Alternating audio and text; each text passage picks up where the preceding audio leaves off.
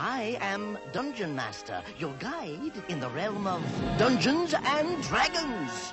Welcome to another Valoris Tantibus. Afterdark. Session 20. Memories Haunted. We last left our adventurers triumphant. Claiming Bertram's ring was no small task. Perfide positions to fill the vacuum, while the party move on the next target. They spend the next few evenings licking wounds and conversing strategy. Casing the Fuzzy Dragon has come up with quite a few leads, and there is always more to gain from the barkeep. All right, welcome everybody. So, lots has happened in the last little bit. You guys are at 3-4 rings out of 5, trying to track down the last one. You guys should now have the map of the Fuzzy Dragon. So, you have spent a few nights casing the joint. And I'll put on your guys' tokens so you can move about freely if you so desire. And I will point out a few people of interest.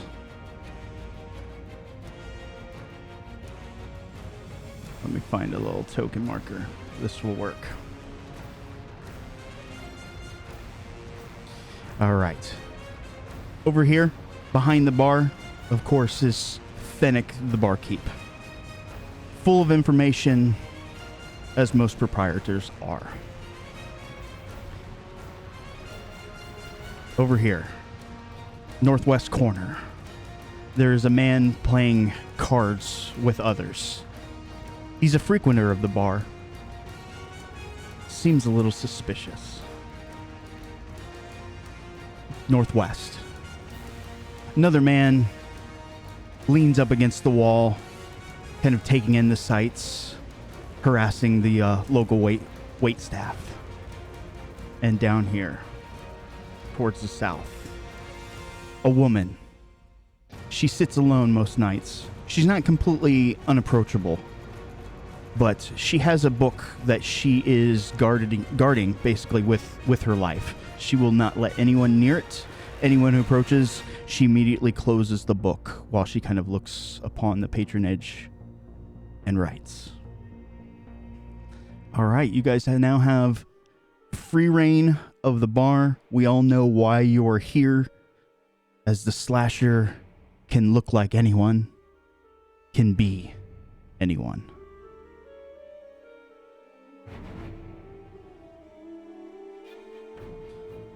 Petrovich is going to belly up to the bar and order. What would y'all like to do?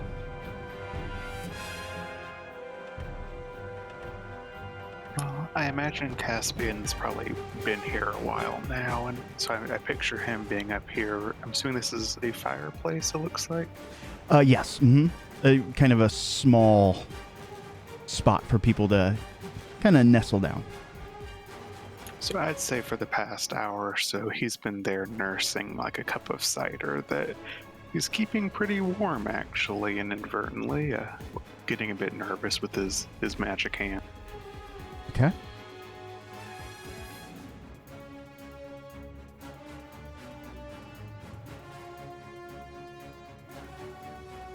Is there anywhere around here that I might be able to cast a spell unobserved?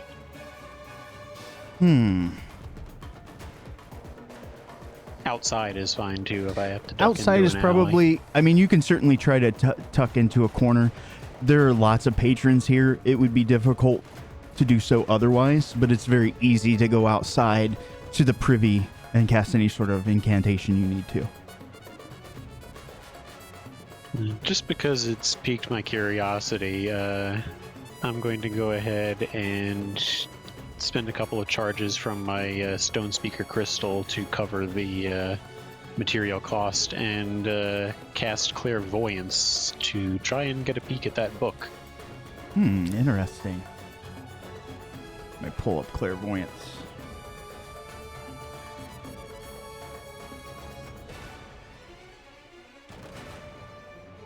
And boop.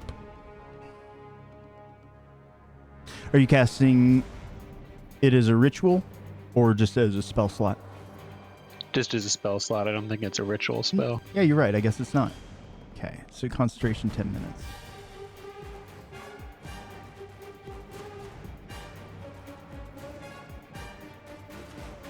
And obviously I would go with seeing, since I'm trying to read the book. Okay, so it's a long list of names. A couple of them are going to show up, and I will type them. Death Note. It is not Death Note.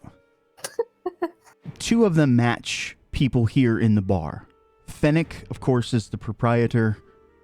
Ghost is the man in the northeast corner playing cards. There are a bunch of other names, but these jump out at you. It seems to be a list of people of interest, is how she has it written down. It's very vague. Perhaps she's writing in some sort of code or manner which only she could truly understand the meaning.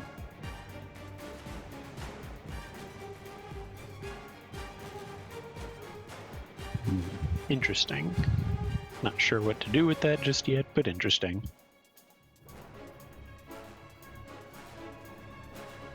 All right. A few minutes go by. Caspian, as you're kind of sitting there nestled up, one of the wait staff will, of course, come up and, can I get you anything else, darling? No, ma'am. I guess I just assumed he'd be here tonight, you know? It's third in the row. Well, there are lots of people here. I'm sure you'll find him. I will do. Thanks for taking such good care of me the past couple days. Your cider's delicious. You're welcome. It's nice to see a friendly face amongst the regulars.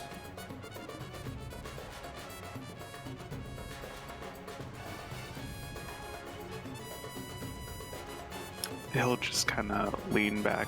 When she's gone, he'll lean back in his chair and kind of upside down, check back at the door, looking around, trying to just see if anyone new is walking in or anything that catches his eye. Nobody knew, but you do notice Vic kind of walking back in, just kind of taking a survey of the room. Toss her a wink before I kind of sit back up and nestle back down.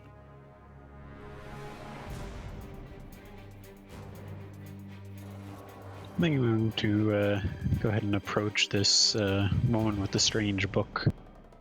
Okay. Vanya. And I've got a little clip that apparently is not playing. Why is it not playing?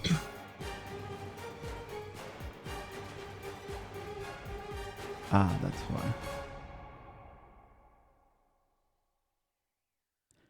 Vanya. She has the bearing of a trained warrior and the grace of nobility. She sits near the fire, warming her bones and going over a book. She never lets anyone near it. She spends her time looking about the room, writing. As you approach Vic, she of course sees you halfway on your journey.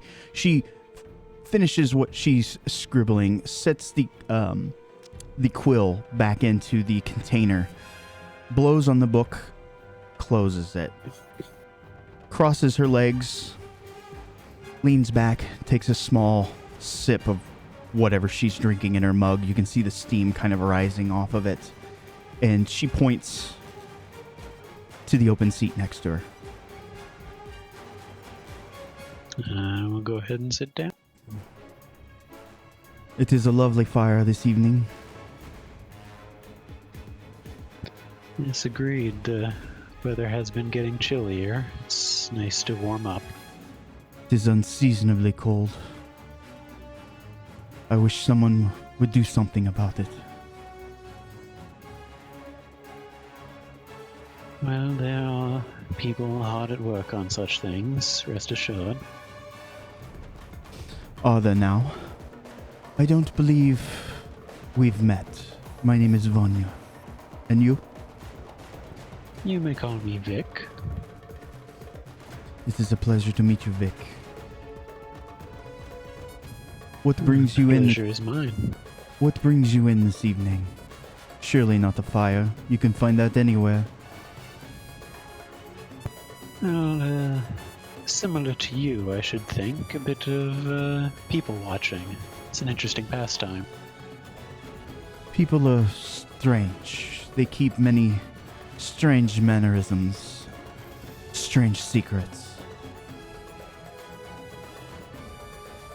Well, we all have our secrets. It wouldn't be nearly as much fun if we wore them on our sleeves. Then tell me, Vic, what are you hiding? Oh, a great many things. She looks at you up and down, takes a small drink from her mug. Perhaps.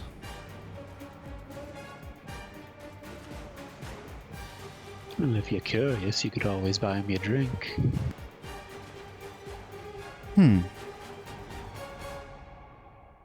She holds up a finger. A few moments later, she summons over one of the wait staff. You know, they of course greet her very respectively. Respectedly. There we go. And what can I do for you? Nothing for me. This young lady would like... I think a nice mead would be good by the fire. That will be all, thank you. And she ushers them away. A few moments later, you'll have your drink, of course.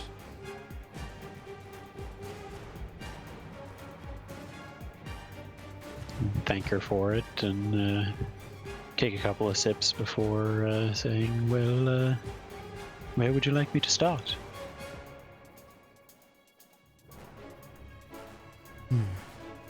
You hold your head high. That is interesting. Most people keep their cowl drawn up to hide their face. You are not ashamed to show yours. Well, I should hope not. We did just save the city. It's something not everybody could do, but I'm glad to have done it. Oh, was that you? Me and a few others, obviously. I didn't do it alone. I had heard the stories, but... it's not really... my interest. Yes, well, if you're after secrets, that was hardly one. I'm compiling information. Information I hope one day to be useful. I do not think I need to gather information on you. And then we are something of kindred spirits. I too greatly appreciate the value of information. Better than a sword in many instances. I am watching a few in this bar tonight. One man I have not been able to get close to. He's a little grabby for my tastes. Was there something you needed to learn? I can deal with grabby. As I said, everyone has secrets. She, of course, is referring to the man in the northwest corner. Goes by the name Daughtry.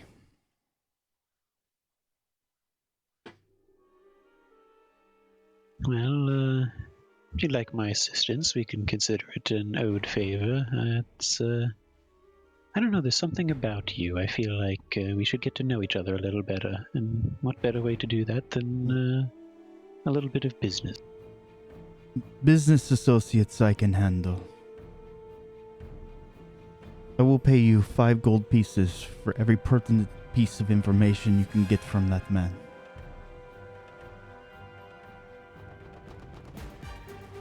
All right, I'll see what I can do.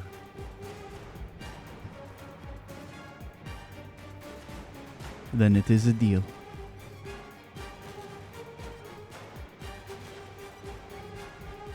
Just to catch Dmitry Petrovich up. Again, you guys are here to discern the identity of the slasher to gain the last ring that you guys need for entry. There are a few people of interest as you guys were casing over the joint.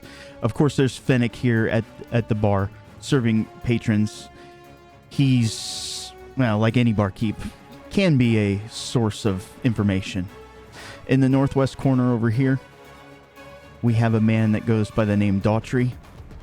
He seems to be the local lecher. The wait staff really don't like to get near him, yet he's always against the side of the wall just watching people. Every now and then you'll see he has some dealings with some of the patrons here, probably up to no good. In the northeast corner, you have a man, seems to go by the handle Ghost. He's playing cards with the others. They seem to be a jovial bunch, but there's something off about him. And of course, Vanya, who was speaking earlier with Vic. She's writing in a book. Seems to be taking down information on the locals.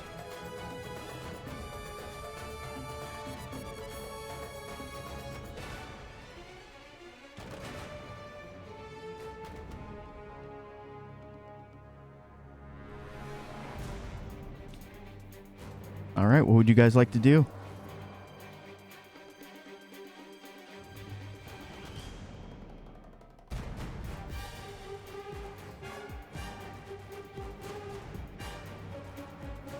Don't everybody speak all up at once. I was just gonna say the exact same thing.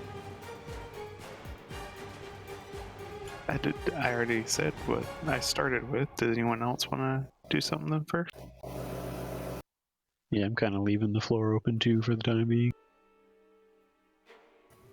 I'd like to try and pickpocket anybody who is passed out drunk. Who's passed out drunk? Let's see here. This could be fun. Down here in the kind of southeast corner, you see a turtle. He's kind of sitting alone. His sack and stuff is kind of set over to one side. He was eating some sort of, I don't know, porridge or stew. And you can see him kind of rocking back and forth. Oh, that's why. There's about a half dozen drained tankards sitting around on the table. Perhaps he had a little too much to drink, and he's kind of rocking precariously back and forth, just kind of fighting off the sleep.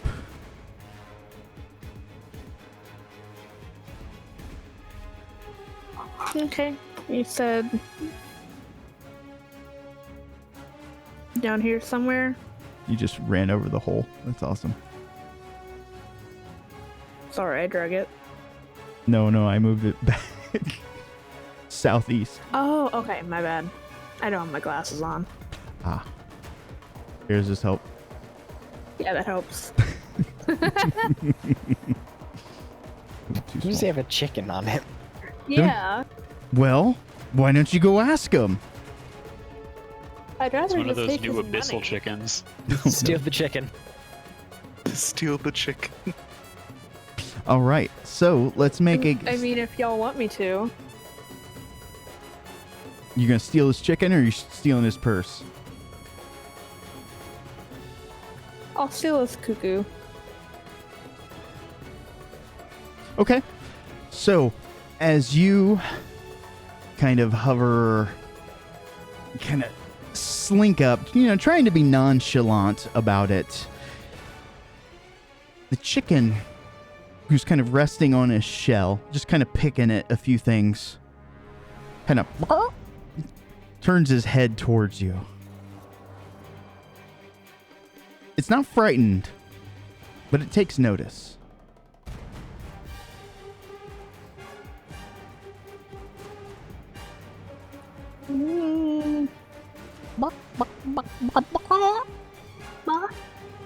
She'll try and mock it back at it. Okay. Do you speak chicken? She does now. Oh, give her the helm of comprehend languages.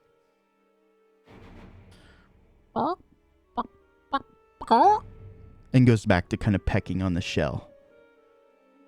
You wanted to swipe this chicken? It's gonna make a scene if the chicken goes crazy. Hell yeah.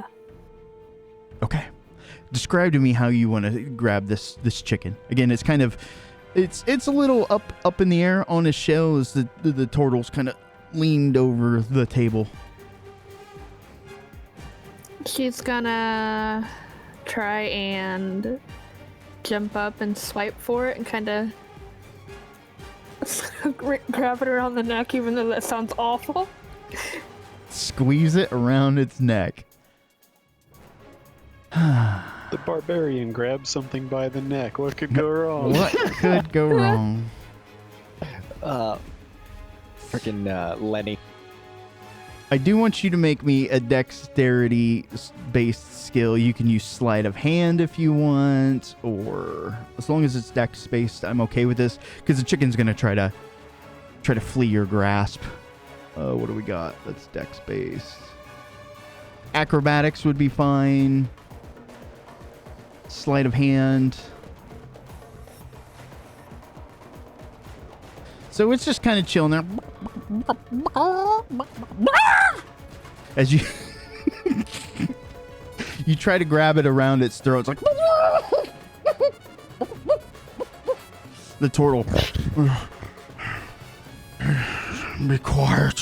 Some of the local people kind of turn over towards you, wide-eyed, as you've got this chicken, kind of wrenched around its throat, and I imagine with your other hand, you're trying to clamp its beak shut. And the turtle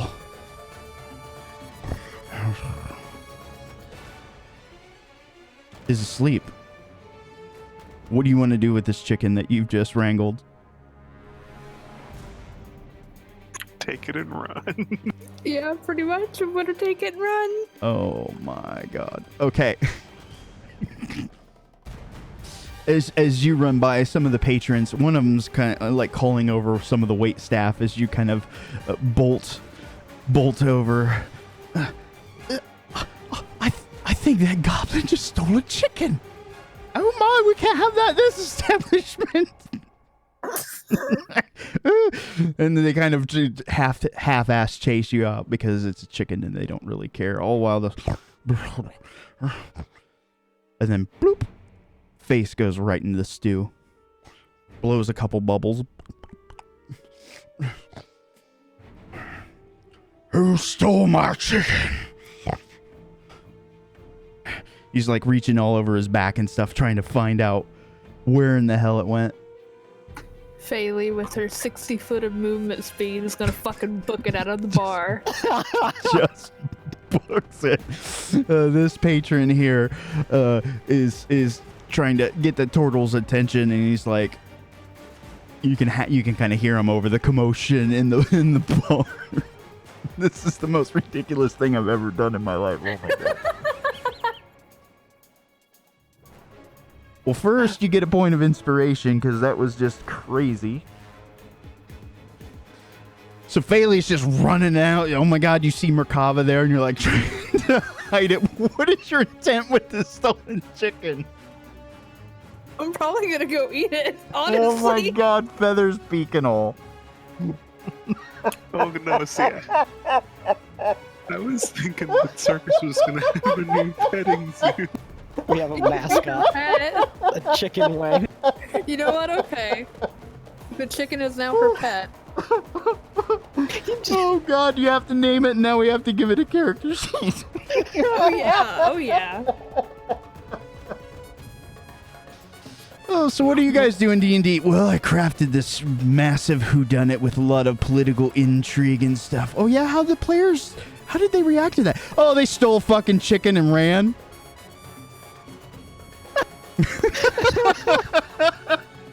My cheeks hurt. Oh, it's been like 30 minutes. My cheeks hurt.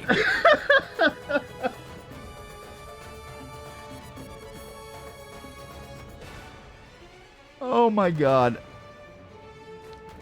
Note to self, never use token again.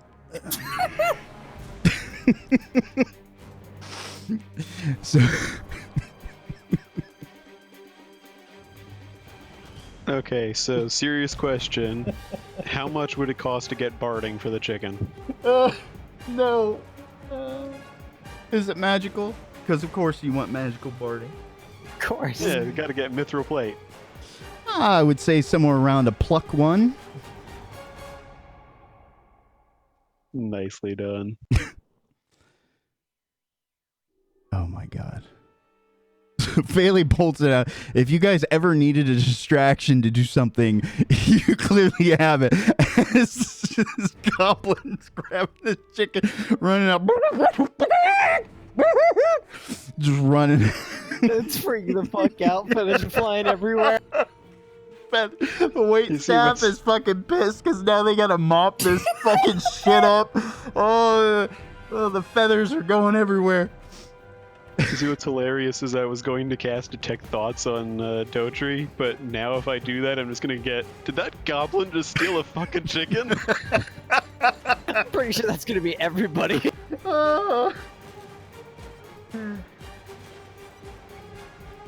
Okay. Does anybody else want to do anything with the 3 people that are Is that, left to That's it talk for my to? entire the Oh. entire session. I'm not gonna say anything else. Oh my god. is that Turtle chasing after Phaley at all? Oh yeah, you know, I mean, he's a little slow. I mean, he's definitely not of the monk class. He's All right. more of a drunk class. As he's stumbling and knocking into tables and chairs, oh, spilling drinks on people freaking everywhere. They're getting all sorts of pissed. He's, where the hell did my chicken go? And they're like, I don't know. I think it crossed the road. So, as the seeing that, when the turtle starts passing nearby Baldurin, he's going to cast Thaumaturgy and kind of shake the ground, make him loose, have him fall on his, or try and Oh get him my fall on god. his face. The turtle. Oh, you guys are. I thought you were goodly aligned people. The turtle, he stumbles and is just making an ass out of himself, and he's out the bar. He's chasing after this goblin chicken thief. There are gonna be posters up all over the damn city.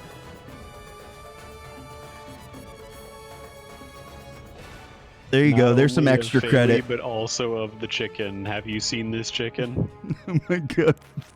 Oh, Phaley, you need to make a wanted poster of you stealing a chicken with gold reward. Gold reward 5 copper. Oh, kids, D&D is serious business. All right, let's get back somewhat on track.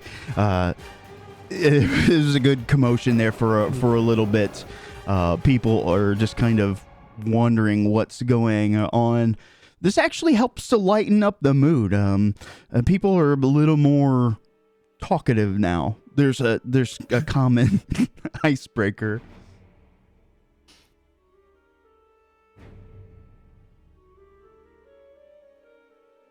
We still can't hear you, Selif. Oh no, yeah, your mic is orchid. Have you tried disconnecting and reconnecting? He did, I think.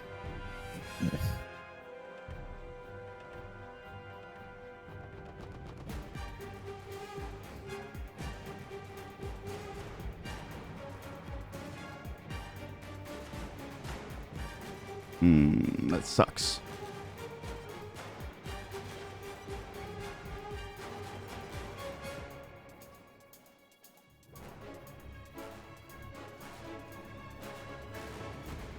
Alright, well, Northeast Gentleman, Ghost, I believe you called?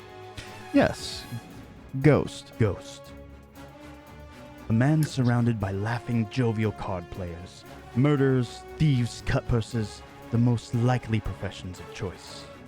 Although Ghost is amassing a surprising amount of coin, no smile crosses his face, no drink passes his lips.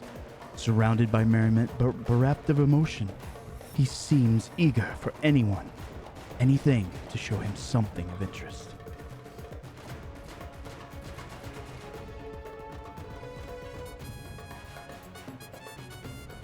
Well, probably after spending a good 30 seconds of face palming after watching what Faley did.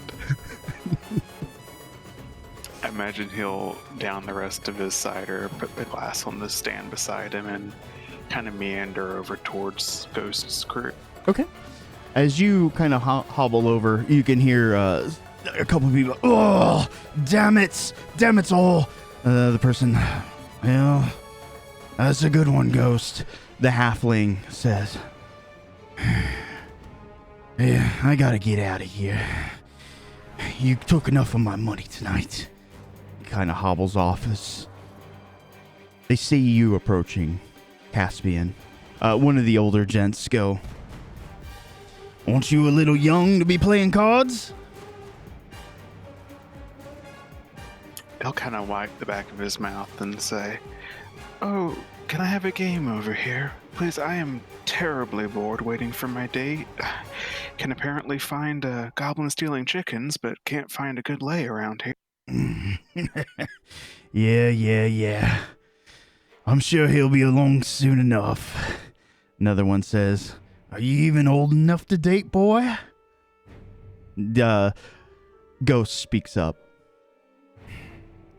"Do you have coin?" He'll kind of fish around, and I don't know if this will be a roll or not, but he's going to try and project some innocence and like take out a big handful of coin that's probably more than he should be flashing around like, "Yeah, I got this." Performance is applicable, or deception. They're both charisma.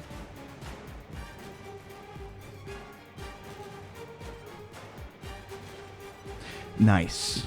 So if your intended effect was to kind of show some naivete, like your easy game, you can see the eyes grow wide on several of the gentlemen around the table. Ghost doesn't really show one way or the other, but he says, "Aye, you've got coin. We have a seat." And he motions for you to sit. He'll come in and pull up the seat and just, acting a bit more out of his depth than he is, and checks out the cards and stuff. Nice. You can see most of the people that are playing around have lost quite a bit. Their piles of coin rather small next to the small mountain that Ghost has started to amass. They of course go over any rules that need to be said. I think it's called Three Dragon Ante. Unfortunately, I do not have the card game, but maybe at some point. And they begin to deal out. Well, while other people can do their stuff, Caspian will just play a few rounds, and he'll lose, but not like be terrible. He'll just try and be passable, keep their interest. Okay.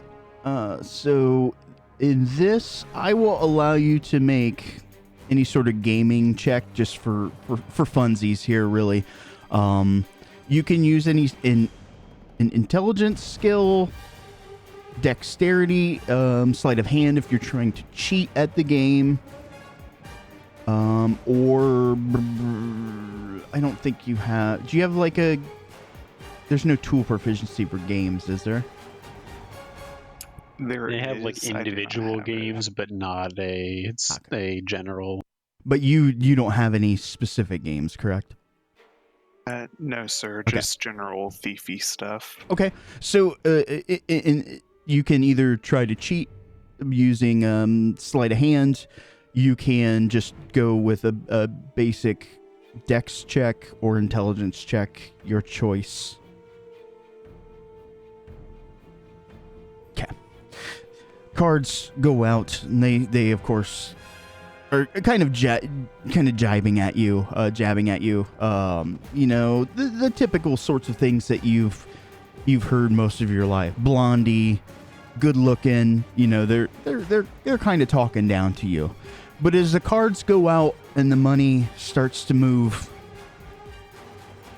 it's just you and Ghost left on this hand. You can see him look at you almost impassively. And he asks you,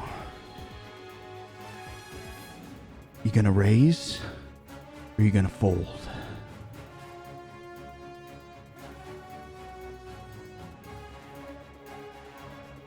Caspian will once again do his thing of like lean back in the chair and look like upside down at the rest of the bar behind him. Just quickly see what his friends are doing.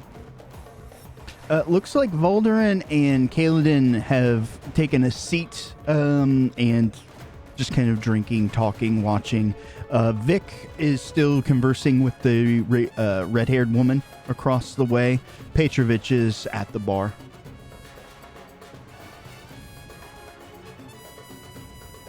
And no one seems to be doing anything like critically important, though. Doesn't seem, unless anybody wants to speak up.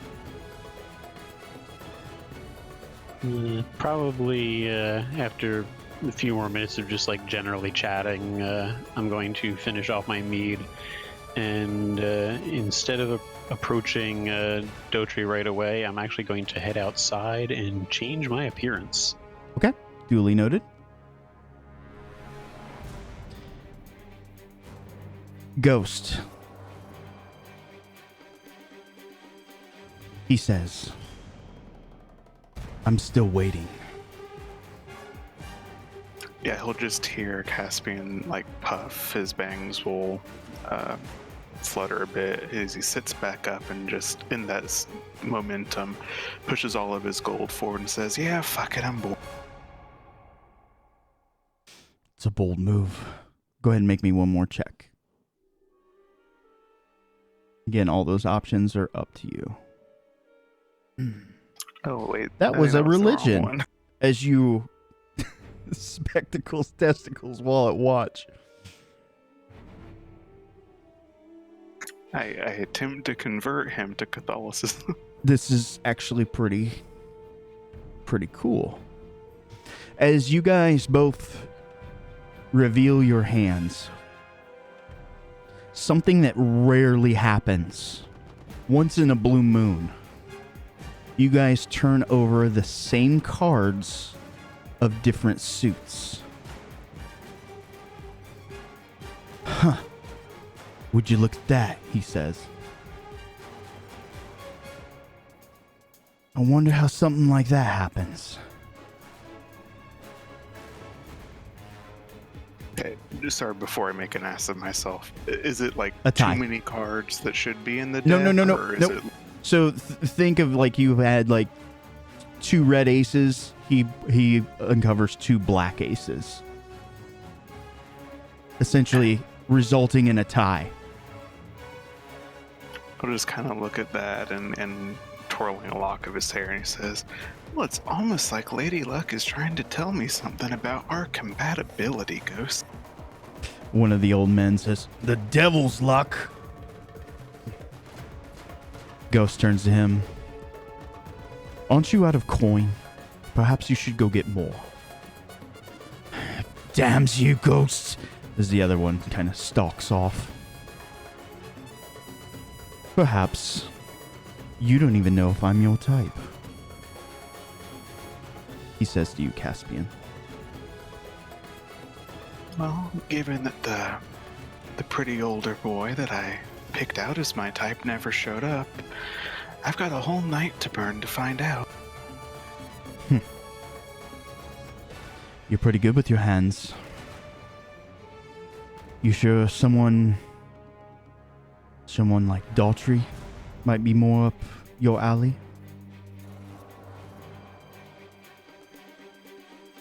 I prefer to be touched after being asked. No, thank you. Ew. A couple of the old guys kind of look at each other. He's just giving you a hard time, kid. You don't want nothing to do with Daughtry. They say you don't want to know what they say. As the cards get dealt. Well, unless something significantly, changes with the game, Caspian will just keep, kind of keeping this up, playing, kind of trying to match Ghost, keep flirting with him, that kind of thing. Okay. At this point, maybe an hour has gone by. I'm not sure exactly what's going on with Self, but I don't know if he's going to be able to join us. But he'll start a conversation with Finnick here as he's typing. Finnick. The portly barkeep slovenly moves about with all the grace of a drunk gutter rat. The food, which can always be seen adorning the front of his shirt, apron, and even his boots, is something truly special. Succulent meat seeped in the spiciest of broths floats invitingly from the kitchen. His ears are sharp, yet for the right price, his mouth is loose. Same. He begins a conversation with Finnick. So if you can reply in text if you want to learn any information, we can always pass it back and forth. About this time, one of the barmaids has just about had enough. As she's walking by, Daughtry kind of flips up her skirt, says something. She turns bright red, angry, and just slaps him across the face. His tankard goes sailing wide as he reaches to grab for it and just barely grabs the handle, spilling hardly any of it. He says something crude to her, but kind of a backhanded apology, and says, "Fine then, Dole. I won't bother you the rest of the night." So he kind of gets up and walks over to stare into this portal, this pit.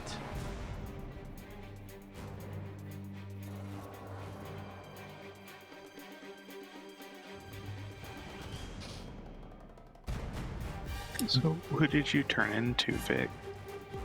Oh, yeah.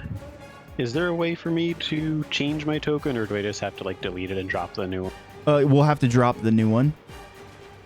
But if you change your token, I can re-add you and then drop the... Actually, I might even have access to your tokens. If I know who you're changing into, I can just... Zelpasa.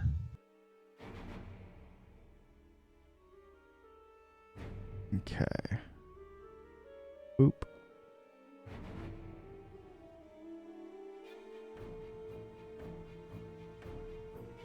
Mm-hmm.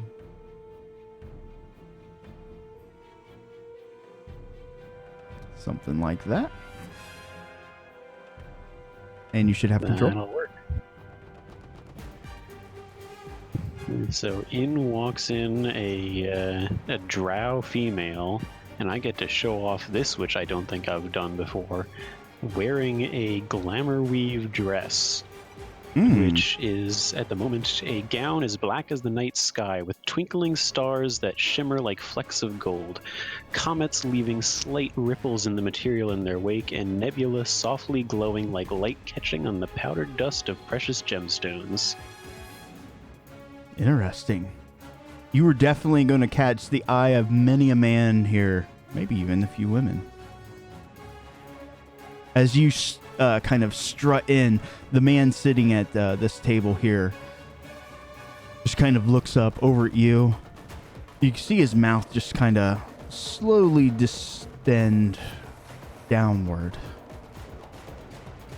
Then he kind of catches himself and closes it very abruptly. Easy there, darling. You'll lose all your drool. Daughtry, of course, will walk up, kind of slap the man on the back. This one, she ain't for you. Well, well, beautiful. Where have you been all my life? He says to you as you take a few steps forward. I don't think I played his clip. Daughtry. A lecherous man leans against the corner wall. Hands, when not drifting up the nearest maid's skirt, are always full of spirit. The locals keep their distance. Either the man is dangerous or perhaps full of shit. He boasts of his time in Kabuto, defending the dwarves and the holy mountain god. Where you been all my life, beautiful? Well, certainly not here. It's, came here as a recommendation, but doesn't seem up to my usual standards. Is that so? Perhaps you need the right guide. And would that be you? It could be. Depends on how you play your cards. If it's cards you want, we're playing over here. He looks over. Oh, don't you mind them. Bunch of cutthroats and thieves. No offense, but you don't look ill-suited to blend in with their sort. Work demands it. And what sort of work is that, then? How about this? You seem to be full of questions. I just happen to have the answers. As he extends his hand with one of the tankards, as he hands it over to you. Milady. Oh, of course he's that guy. He is that guy.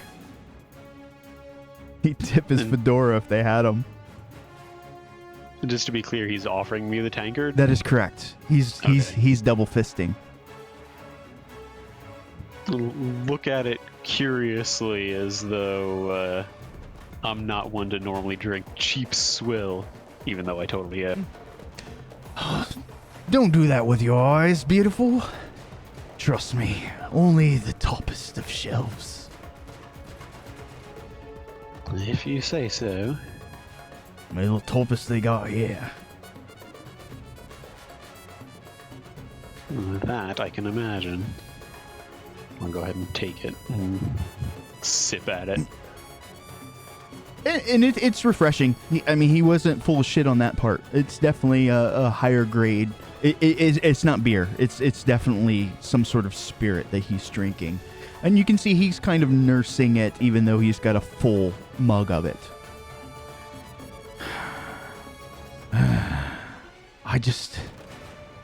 I can't believe it. Can't believe what? I imagine if I went up, stared towards the heavens, they'd be missing one of their stars tonight. Well, you do know the right words. Let's see if you know the moves.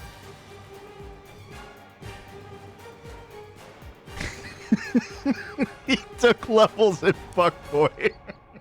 Yes, he did, Caspian. Yes, he did. What's You're prestiged. What's a pretty fetch like you doing in a place like this? Well, I told you, didn't I? I came here on a recommendation from a friend. A friend, huh? He leans in real close, like he's going to whisper in your ear. Do tell me, love. Who's the target?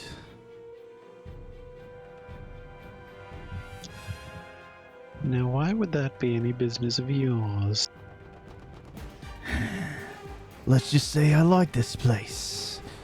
I like certain clientele. I'm very particular. And, call it the good nature in me, but I wouldn't want to see that, sort of personage run low. Are you worried I'll, be standing on your corner, so to speak?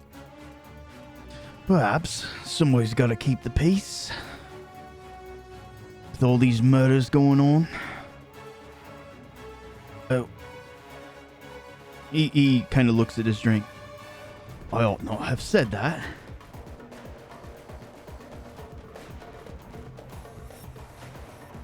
He tries to abruptly change the conversation. The hair. Tell me, did you wake up out of bed? That sort of hair? Well, that's what I have servants for. You can see his eyes kind of widen. You are high class.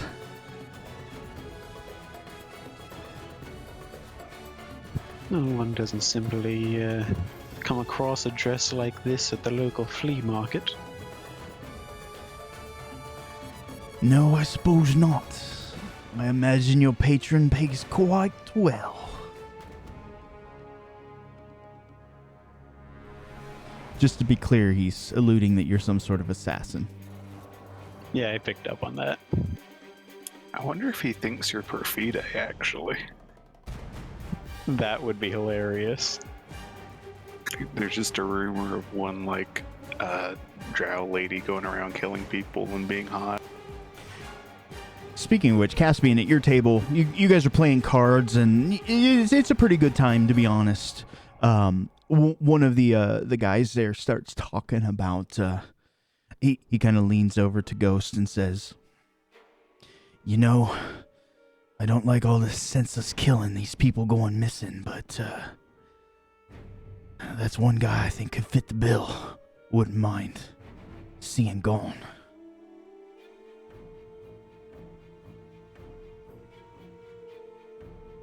And to be clear, he's talking about, Fuckboy. Fuckboy, yes. Come now, I mean, he is gross, and I wouldn't love to see him not in this place anymore, but don't say such mean things. You might call the devil here. Ghost looks at you, just deadpan emotionless. Why would you care? Well, isn't it obvious? I mean, look, I could not like people, and I wouldn't want them to turn up dead. I mean, it's gross. You're getting awfully defensive, talking about these murders. So I'm not a fan of blood being spilled in my city that I walk around, and you're really starting to make me feel put out here, Ghost. I thought we were having a fun time. He looks down at the deck, and he gives, for the first time tonight, a lopsided smile. But his words say, it's your deal. He'll have a very convincing pout on and just start reaching for the cards. Okay. Back to Boy and and Vic. He, of course, tries to get close to you at every opportunity he can. You know, if you're here for work tonight, wouldn't be a bad idea to let old Fennec know what he needs to be cleaning up later. Oh, nothing as drastic as that. Just a bit of scouting out tonight.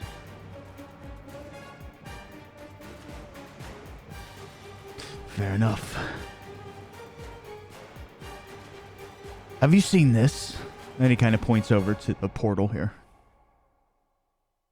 They say it's a dimension to other worlds. You imagine that? This big black pit? Go anywhere you want.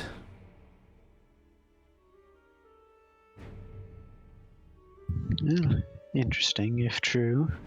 I imagine if it were true, we'd have had proof rather than rumors. They say a man fell in there one time.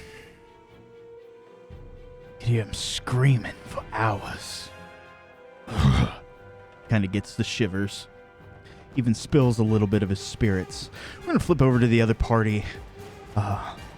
Waitstaff, they're doing the best that they can, but Fennec, being the ever-proper businessman, kind of slovenly hobbles over to this side and pulls up to your table.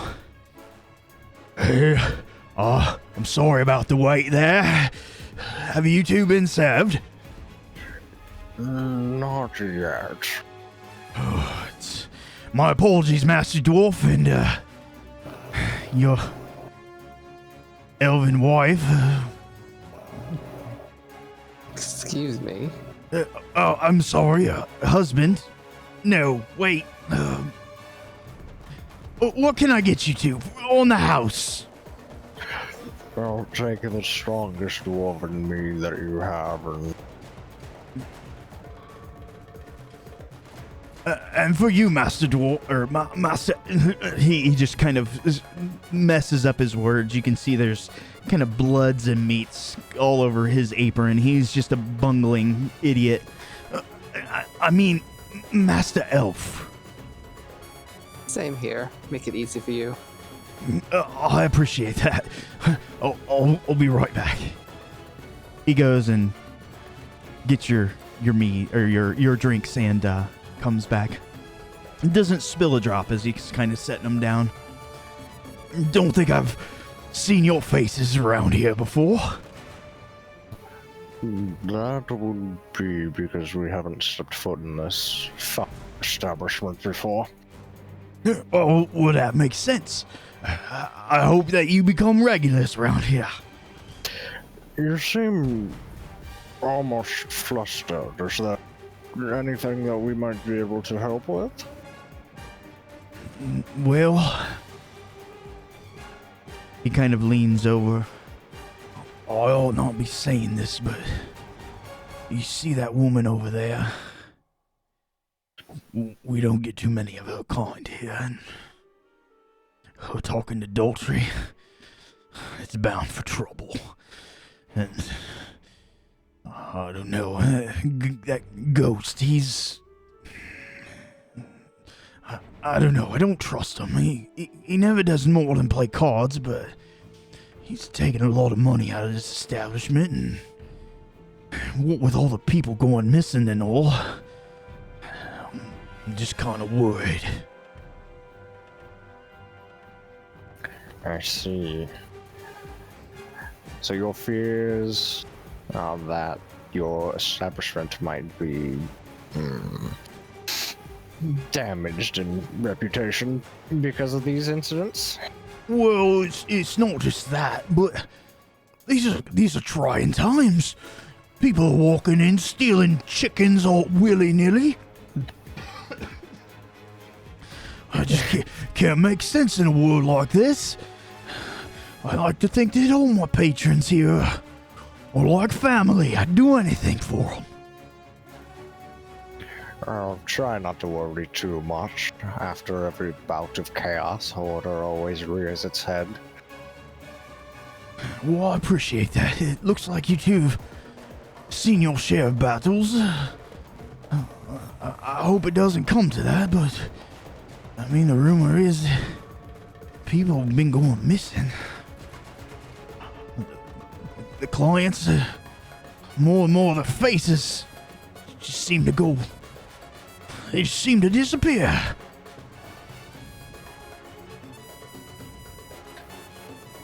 So it's a pattern, I see. That's what the people say.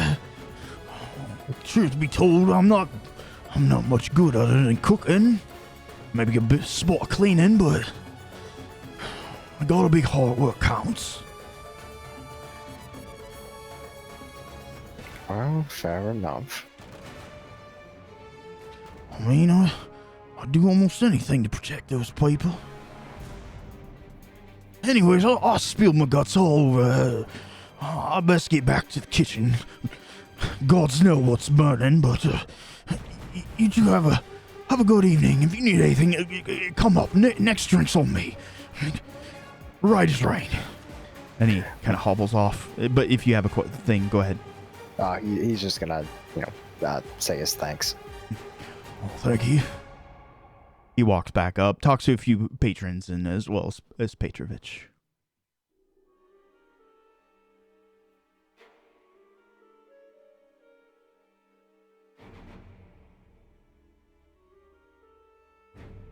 About 2 hours have gone by. Vanya finishes her drink, and she starts to exit. Not seeing Vic, she doesn't stop, leaves the establishment.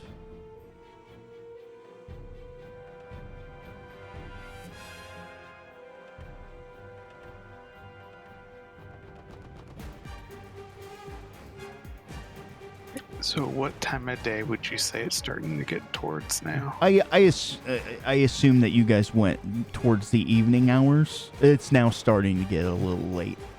Not past your bedtimes, but unless you guys wanted to stake out at a different time. Yeah, that works for me. Let's see. What is the current status of the card game? Am I down? How am I working? Make me one more roll.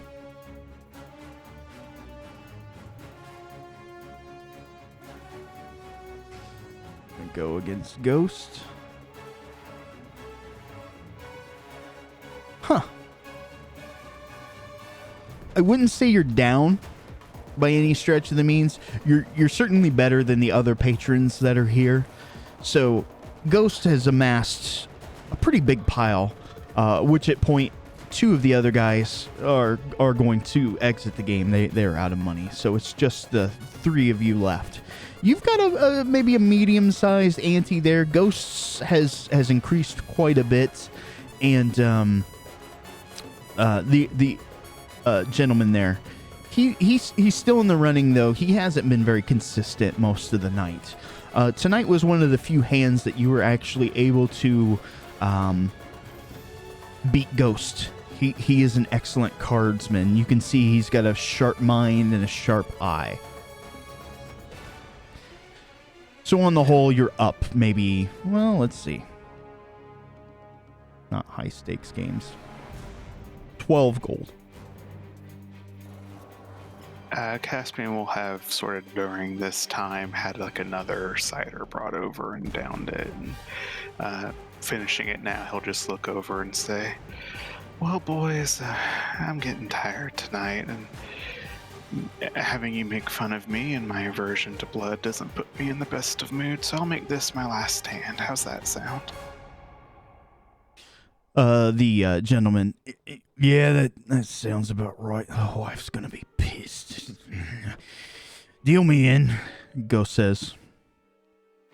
If you wish. And things were just about to get interesting. You guys go through another round of cards. Daughtry, of course, is speaking with the drow woman.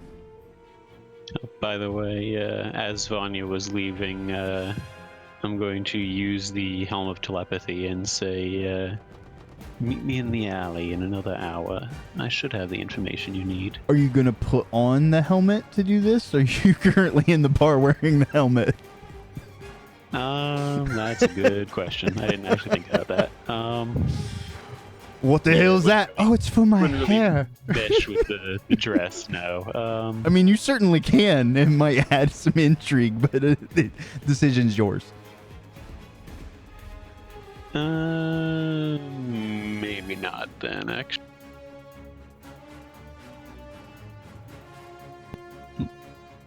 Yeah, let's not. So, Daughtry leans in, and he whispers in your ear, so are you the one? I keep seeing you eyeing all the people in this bar. You're not really paying a lot of attention to me. Makes me a bit jealous. Who's your target?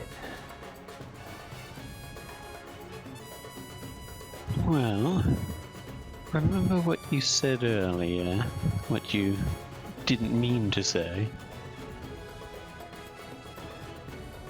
I might not. You know, you play the fool well.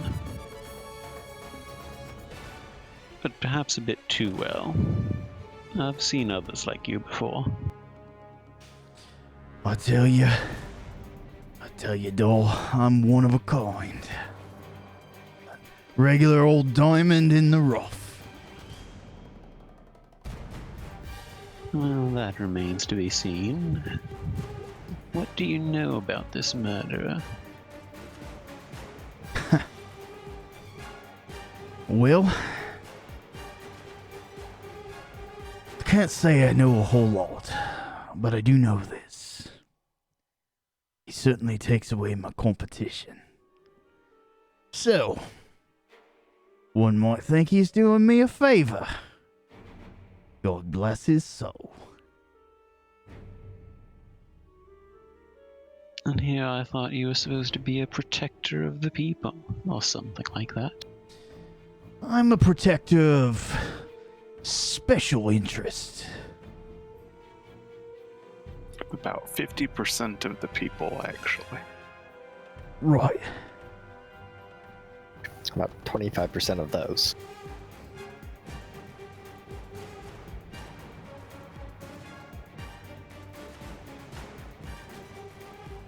And what about you? Well, you did just ask me a question, and I believe I answered it. You may just not have picked up on that.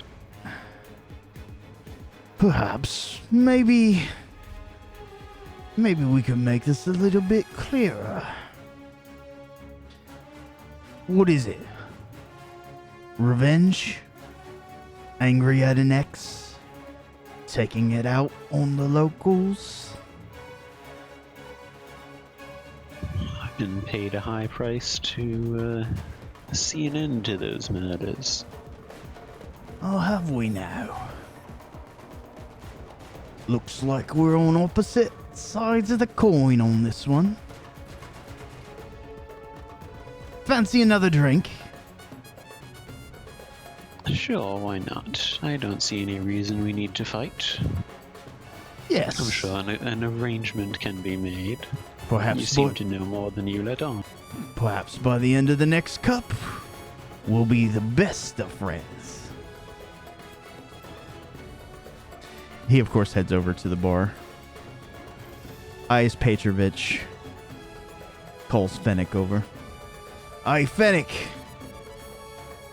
None of that normal swill. Give me some of the good stuff. I'm gonna approach halfway over, and I'm just keeping an eye on him the entire time to see if he tries to slip anything into.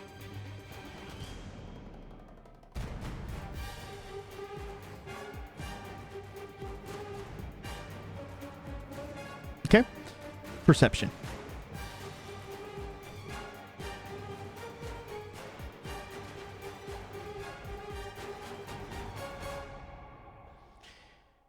He does his best to kind of belly up to the bar to show his back. As Fennec brings over the first glass, he brings it to his nose and gives a fine smell. What most people don't notice, out of his left jacket pocket, a small vial. Drop, drop, drop. The second mug is filled. He brings it down. He thanks Fennec. Swaps glasses. Left hand, right hand. Comes back over. By your best estimation, the first glass, the one that has something added, a little special, would be in his right hand. Oh, you didn't need to come all this way over here, love. I figured we could have a seat somewhere. It's exhausting standing around the whole evening, isn't it? I too like to do things off my feet. After you.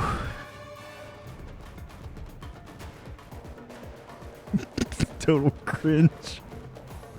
An excellent choice. He sets the mugs down.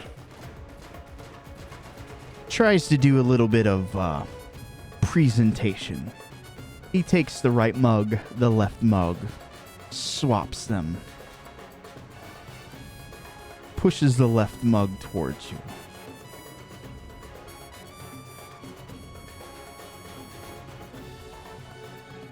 That mariachi band is really kicking it. It's a spicy bar.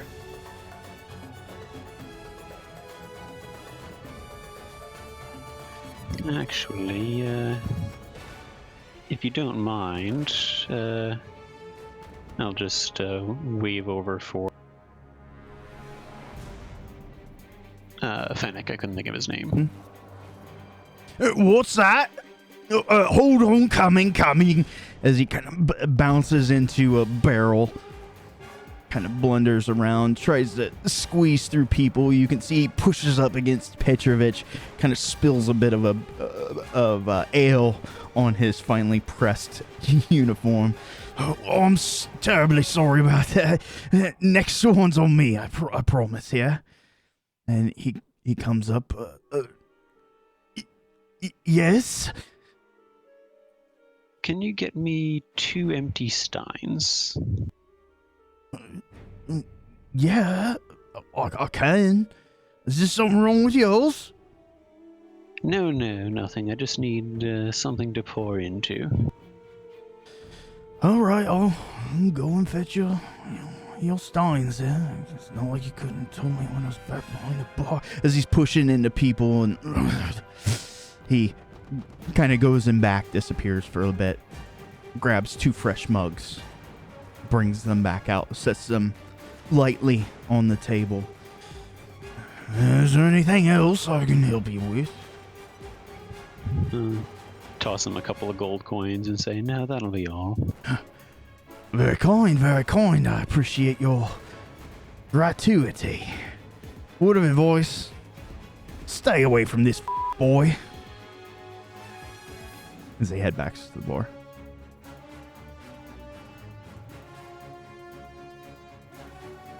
I'll go ahead and take a moment to fish through my bag and pull out the stein and pour out some tall glasses of dwarven mead. And what's this now? The finest ale magic can provide. Bit higher quality than you'd expect from an establishment like this. If we're going to be talking business, I believe a toast should be in order. Toast, eh? To which gods are we saluting?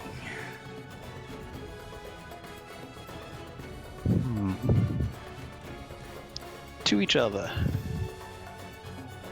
Now, that's something I can get behind.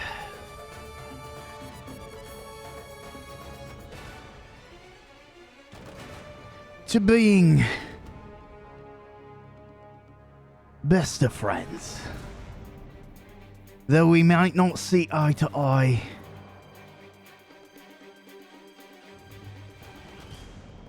never shall harm come to one another.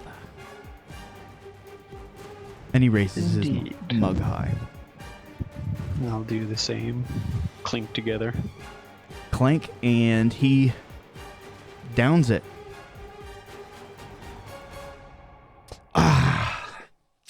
Wipes his face and lips clean. Oh, a little stronger than I remember, but not bad. Did you down yours? Yes. Okay. Not bad. I like a woman that can handle her liquid. Yes, well, I've gotten a bit used to this. It's something I keep around for just such occasion, but still lovely, isn't it? My dear, there is nothing in the room more lovely than you. Perhaps myself. But I'll give you a pass just this once.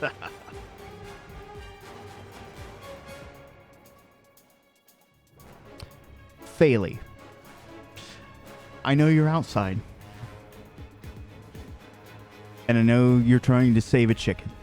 And this is why it's very precarious for you to see. Now, the Merkaba have been in patrols, but not quite like this. You see a strange cloaked figure, about 3/4 the height of an average humanoid. marching in front of no less than a dozen Merkaba. They are headed in the direction of the fuzzy dragon.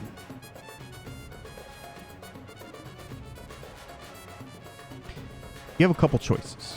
You can either stalk them and see what they're up to, you can ignore them, or you could try to rush ahead and warn your friends.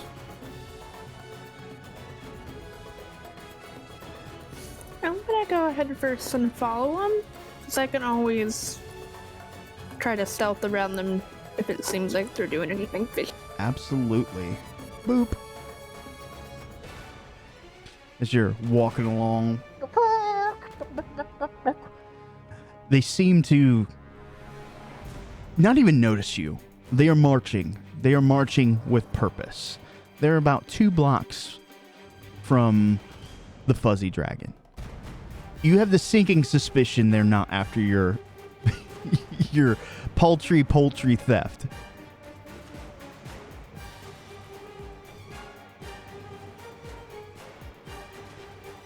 Back to the bar. Card game. Caspian, if you could entreat me with one more roll.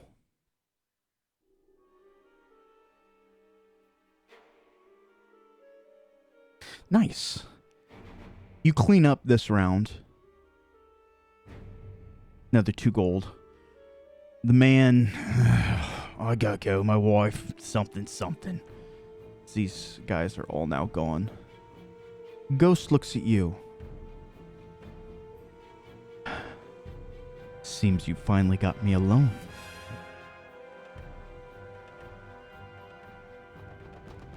Would appear that way, wouldn't it, dear? My time is precious to me. I know you're here for a reason. I haven't quite discerned what yet. But I'm sure you have a question. By all means, ask it.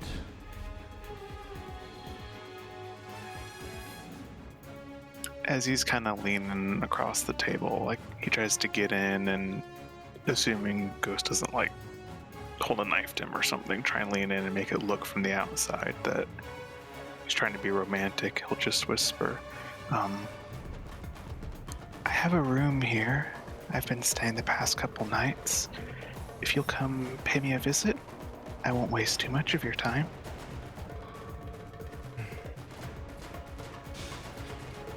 Have you not heard the stories of the young men going missing? Are you not afraid you too will share their fate? I don't think a man who is as good at cards as you are has such a duplicitous heart in you, Ghost. And how can you be so certain?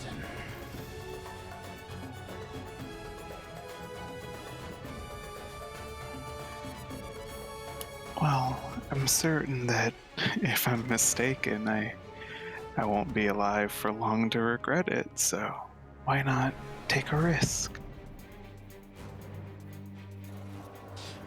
I see. He smiles. Not the lopsided smile, but a genuine smile. It seems your gambit has paid off. And here I thought you were after money. Fairly, half block, quarter block. Do you wish to do anything?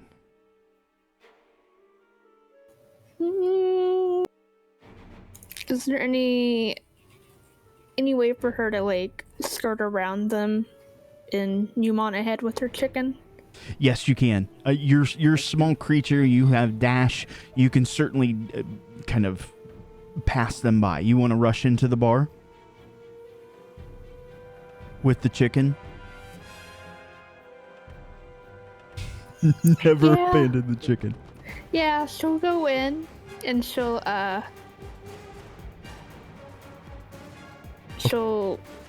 shout about something like, they're gonna take my chicken, and then go hide under one of the tables. Perfect. The police are taking my chicken. So, I had a bizarre mental image of her running in and just throwing the chicken down the well. Destroy the evidence. all right. Legend of Zelda this. Right before Faley rushes in, Daughtry kind of leans with both elbows on the table. Well, love, I was thinking about taking a lie down. Would you care to join me? Well, I wouldn't be opposed, but we've been over why I'm actually speaking with you.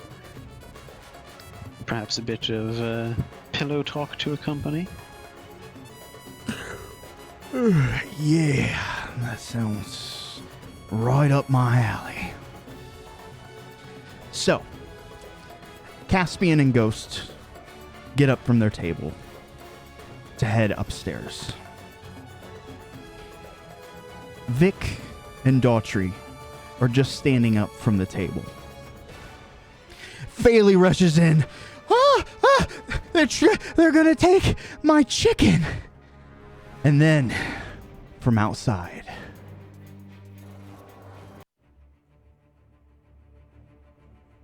very quickly, the spidery language of magic and then eruption. Fireball breaks through the side wall. Everyone that is on the east side of the well needs to make me a dexterity save. Oof. As the walls burst in. Does that include Caspian, or did he That leave? that does include Caspian. Oof, oof, oof. I'll roll for the chicken. Nat 20. That would have been funny. Wait. Why don't you be a 16? I didn't do the save. 16. Okay, that will be enough to save. So you, Caspian, will take half damage. No, not the chicken. Sorry, chicken. It's gonna be fried chicken now. Yeah, It is going to be fried chicken. So not a ton, as the wall and doors and tables, chairs took the brunt of the impact. Those who failed their saves will take 16 points of damage. Those who saved, 8 initiatives.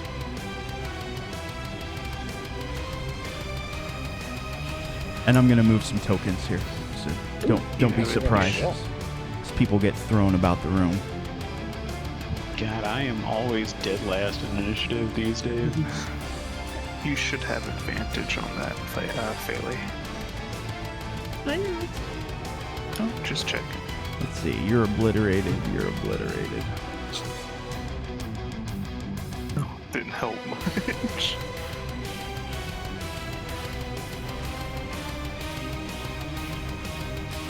All right.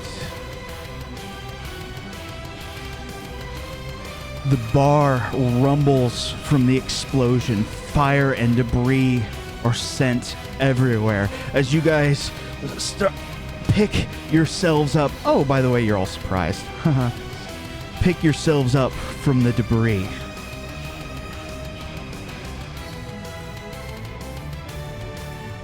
You see a small figure standing outside. It takes a step forward, cloak kind of billowing, the fire dancing in its eyes. Surrounding it, you see about a half dozen to a dozen Merkava coming in out of the shadows. Is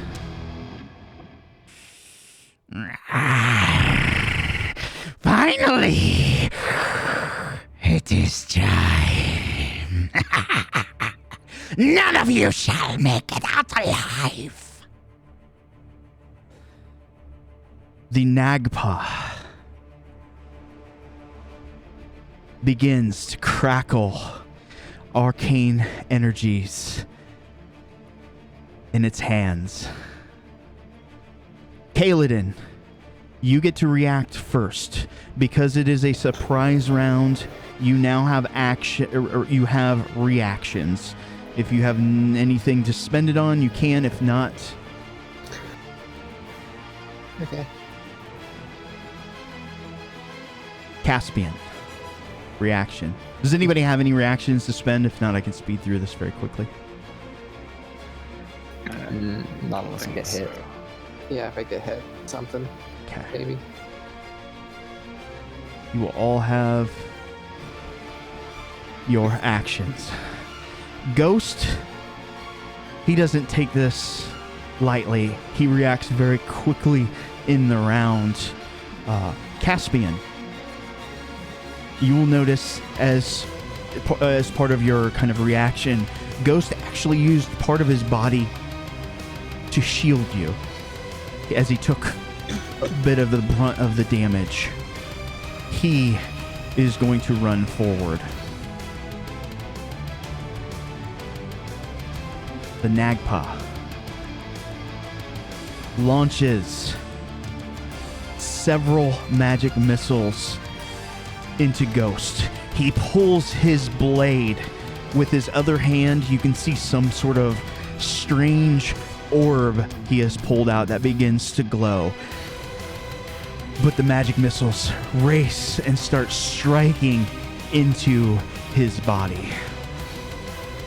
The barkeep Fennec runs out. Everyone, in back! Escape! Kaladin, your turn.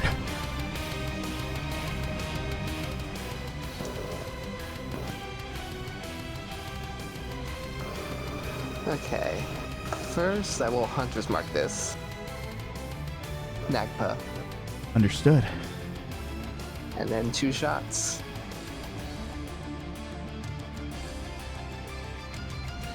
Oh, and that is a strike.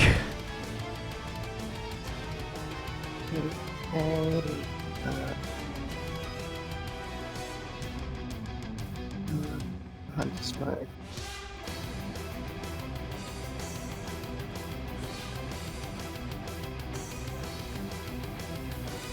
As you pull back on your bow, a streak of light lances into the Nagpa. You can hear, ah! Shit. Next attack.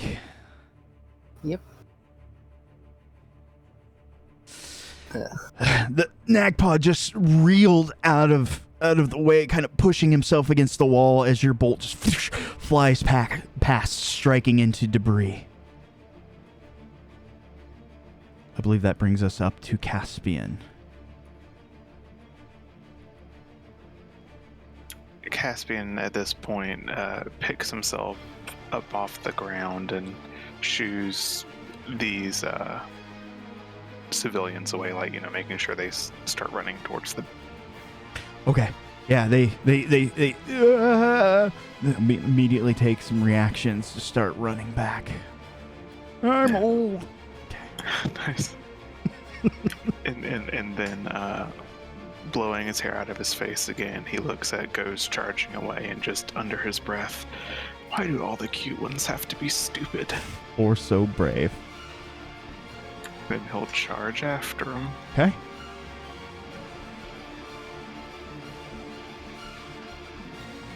I'll get there, I'll come up to his shoulder and kind of stand behind him, and he will tap Ghost and Phaley and haste them both. Understood. He is not targetable, but I know that he's hasted. Okay. That should have worked, and then after he does that, he'll tap him on the shoulder and kind of retreat back and kind of stay behind him. Understood. Volderin, you were thrown against the side of the well. Thank God you weren't taller. You might have toppled over. But you see Nagpa. Nagpa. All right. Baldurin finally seeing his mortal enemy for the first time. He's going to kind of rush for, and he'll go. He will move right in front of, or right there. And he will call forth spirits to guard. And by that I mean he's going to cast Spirit Guardians. Understood. At 4th level. Is that a radius effect? Yes, 15-foot radius. Okay. Creatures of my choice. So I would choose the Nagpa and then... Or, sorry, creatures of my choice aren't affected, so everybody currently behind him in the room that's not the Nagpa would be Okay. unaffected by them. Do you want like this sort of area? It's right on top of him. Okay. It radiates from him. Oh, gotcha. Done Yeah, and done. So it would be on top of Baldurin. Oh, that him. Yeah, it's like an aura around him. Oh, okay. And it moves with you, correct? Yes. Okay, understood. Alrighty. Okay. So yeah. I don't think you had him targeted. No, I don't. I will manually make a save here real quick.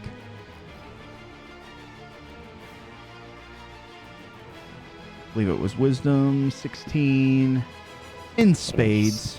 Yeah. So he'll take half. Yep. And I'll So reduce 9. that by 9. Yeah. And then yeah, so it's his movement is reduced by half Okay, while he's in this area. understood. Anything else? That'll be it for Valdrin. Okay. That brings us up to Phaley. Phaley, you remember these things from the last time. They probably make you a little angry. And they hurt your killed your chicken. Might make one a little reckless. Is the chicken dead or just hurt? The chicken had like 1 hit point. It's fucking toast. It is now fried chicken. Cool. Okay. I'm gonna do that. And then I can reckless on top of that, right? Yes.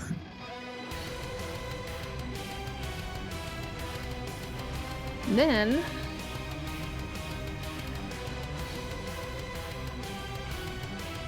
I'm going to sling the dead chicken at the Nagpa. Okay, for flavor, we can do that. It'll do whatever your normal sling damage is. +1 for the beak. Just because it's cool. No other reason.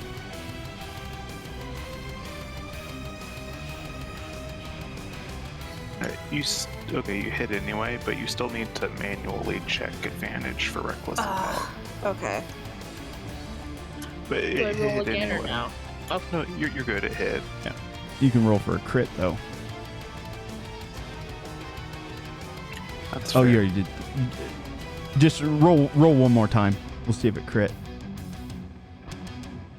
There's a small chance. Absolutely not. Or just do more damage. Either way. As you send this flaming chicken corpse at the Nagpa, you can hear a, "What the hell?"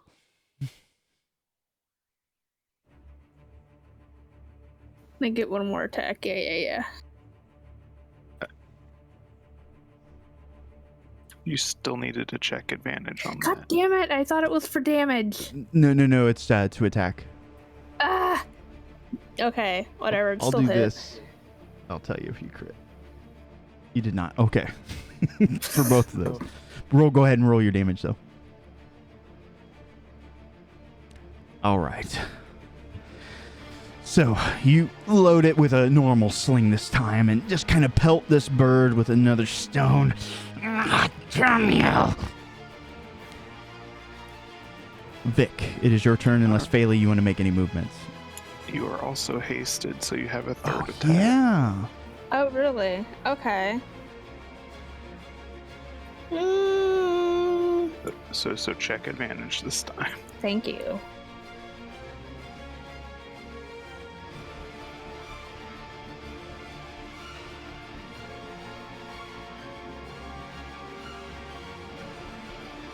Oh, that hit. Ooh. As you launch a javelin, it pierces through. You can see the red blood kind of coming through the front of this creature. And that's it for me. Vic, your turn. Okay, I'll probably live to regret this decision, but I'm going to go ahead and try to cast Guiding Bolt at 5th level, and pray to God I don't waste a 5th level spell slot on a mid. Okay. May the gods be with you. You need to target. I don't know what that just was. There we go. What? Yeah, I don't know what that was. Hold on. Your gem-encrusted bowl. You consume a gem-encrusted bowl. I don't know. Was that your... I probably had something copied into my clipboard and it somehow pasted it. I gotcha. Go ahead and roll to attack or force save. I can't remember which Guiding Bolt is. Hit! Hey, nice. Very nice. Okay, now I just have to remember how to scale damage. If you have it on your sheet, pick it up, and while you're holding it, right-click.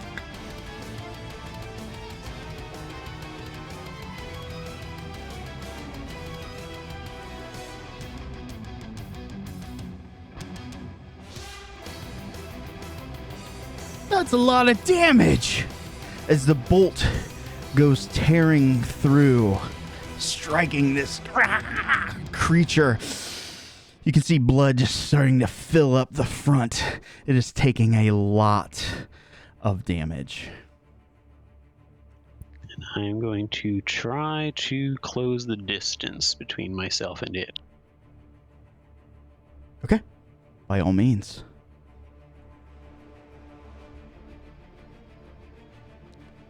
There we go. Move you back a square. Unless you wanted to move on the table. Don't think it would make a difference because my ideal is to get within 30 feet, but I can't do that, so 40 is fine. I gotcha. Hold up, love. Wait for me. As he pulls his two scimitars. All right. Before Petrovich goes to attack, Kaladin, you feel a tap on the back of your shoulder.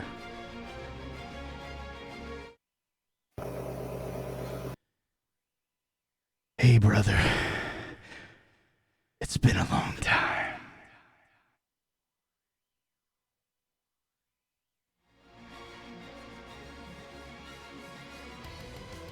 And let me do something here real quick.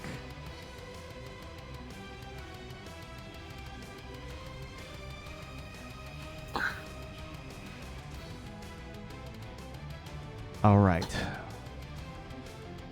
Multi-attack. Ignore that part. Okay. First attack. Strike. Second attack. Strike. Third attack. Cool. Strike. He taps you on the shoulder. And as you get a chance to turn around, you can see that he's pulled the apron aside. And he's got a long scimitar, a dagger in his hand. I didn't fancy our reunion to be like this. Tag, you're it! He disengages. Makes a move. Makes a dash. Petrovich's turn. You don't exactly recognize the voice, but it did call you brother. Petrovich is going to move forward.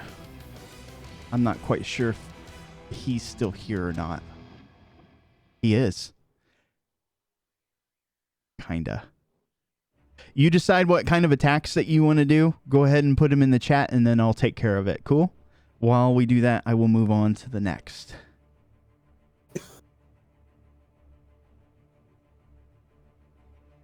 Okay, that was that.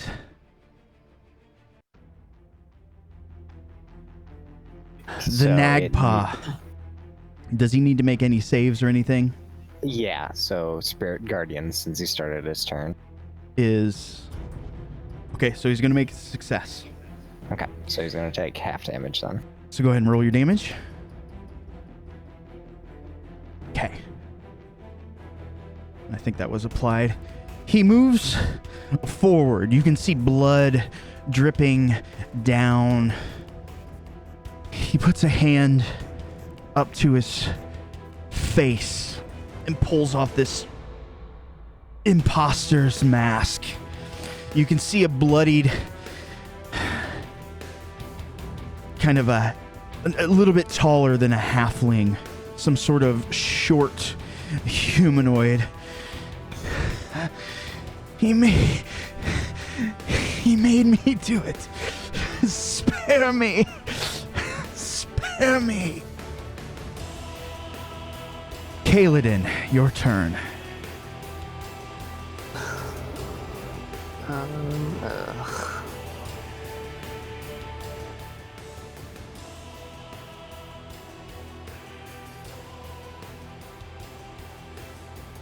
I'll do it. I'll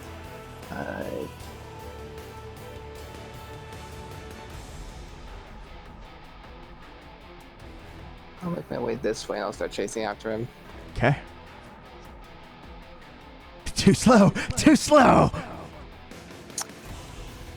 I'll do 2 attacks first. Okay. First one. Misses wide. Blocks it with a scimitar. I thought we trained you better than that. Second. Almost splits it mid shaft. His magic, you can see it dancing against the magic of your arrow. You need to do better.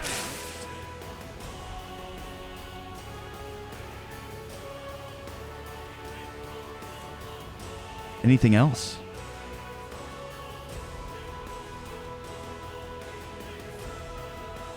He'll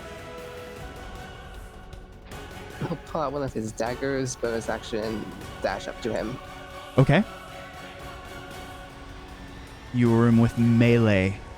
You can see the eyes haunting you from long ago. You cannot see the man's face, but you'd recognize those eyes anywhere. He should not be here. It's been a while, hasn't it? You know, debts to pay, family obligations. You look well. As he readies a legendary attack, he is going to attack with his dagger. He hits for 8 points of damage. Luckily, this one is not poisoned. Did you have any other actions?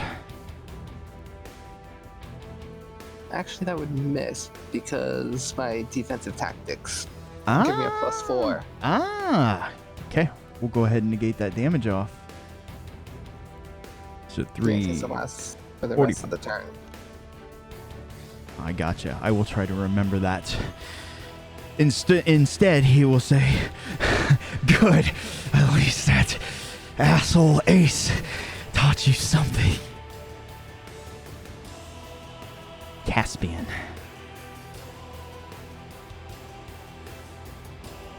So just to check, how much of what's going on back there would the rest of us be aware of?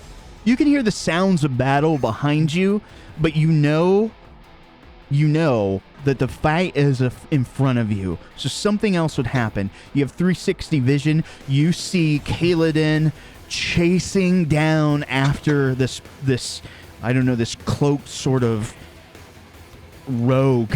You can see he's brandishing scimitars, daggers, and a mask.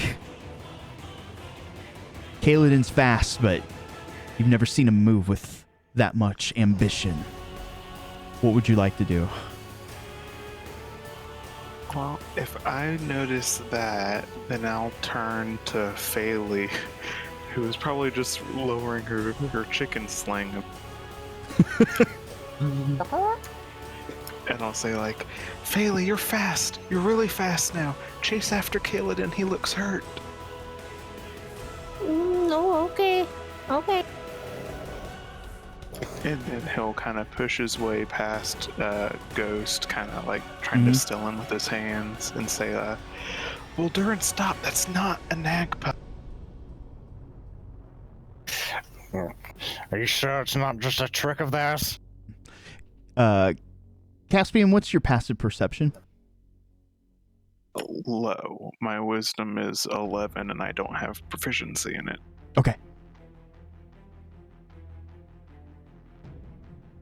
Yeah, he will just say something along the lines of like, "You weren't there last time. This idiot isn't anything like the Nagpa. They wouldn't just stand there and get butchered."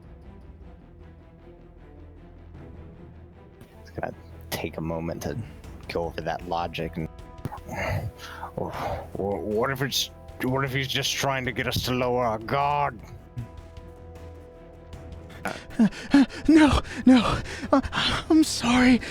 You need to help your friend. He's gotta be feeling the poison by now. As he points over to Ghost, you can see Ghost has fallen to his butt. Those weren't magic missiles. You can see several, maybe a half dozen daggers poking out of his leather armor. You can see the blood dripping down the front. He's got this odd sort of lopsided smile on his face.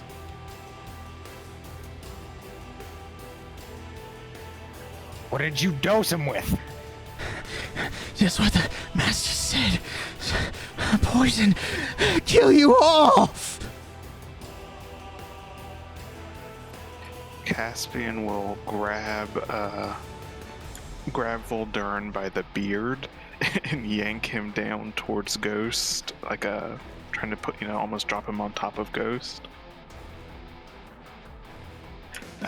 Not say anything about it, and then just step up and just full on bitch slap the halfling.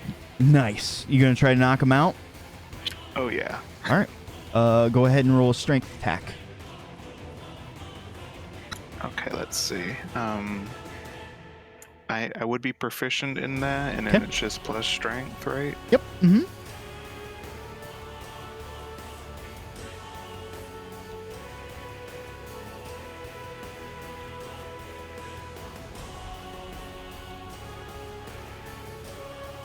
Okay, so that's what that would be. If that will not hit, I will spend inspiration on it. Okay. I'm going to give this one 10 is all you're going to need to hit. He's pretty much, he's in a catatonic, crazy-like state. And you're going for non-lethal? Yeah, just trying to, okay, basically knock him off his feet. I had rolled some damage there for you. The Nagpa/human drops. You better help, whack! Falls to the floor. You have nothing else, Voldurin. It's your turn. All right. So, knowing that it probably wouldn't be a good idea to cross the man who can literally spit fire, he is going to cast Lesser Restoration on the poisoned man Ghost. Understood. Go ahead and mark off your spell slot. I don't think there's any sort of save for that. It automatically takes care of any sort of poisons and minor things, I believe. I will look that up. He's taken a lot of damage, but that's not really the root cause. You can see in his face, being cured like that normally would cause somebody to just smile. He goes back to a melancholy state, but he nods to you, Master Dwarf. Alright, Voldurin's gonna kind of start assisting the removal of these knives that are protruding from him. Nice. And that'll be it for him. All right, so I'm going to do just a small little thing here. I know you guys have actions. There's a few things that are going to happen. However, these two gentlemen here in the background kind of start to converge as they reach into their pockets and start throwing these vials all over the floor, coating oil after oil after oil. And then one of them drops the proverbial cigar. Fire rages across this part of the battlefield. Because Kaladin has to leave soon, I'm going to take care of their bit of backstory here, if everybody's cool with that. So, jumping in order, it is Ghosts from the Past turn. But Kaladin, do you know who this is? Yeah, I do now. Say my name, brother. Say it! There's only one thing I have to call you. That's a murderer. Always the prude. Always the prudish older brother. Long have I watched you grow, thinking you could change. But you can't. You can't even answer this simple question of family loyalty. He comes in with a rapier attack, just toying with you. Does that hit your AC? Yeah, it does. Okay.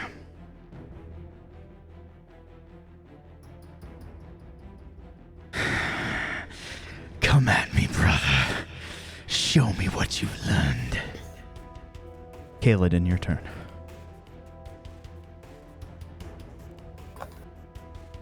I will attack twice with my dagger.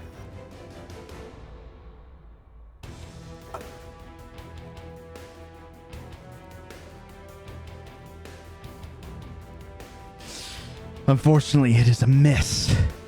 This person, well trained. And second attack. Same thing. Only good with a bow, I see. Not even a master huntsman yet. Miss. Rest of you be thinking about kind of what's going on. Feel free to kind of chime in on the chat. I'll try to work things in as we go. Yes, roll 20.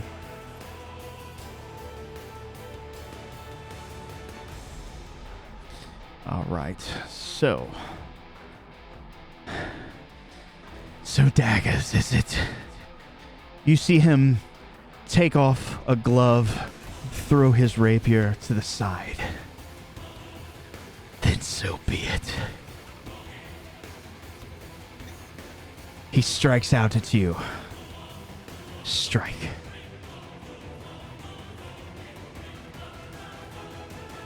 Seven points as he gives you a nice scar across your face. Your turn.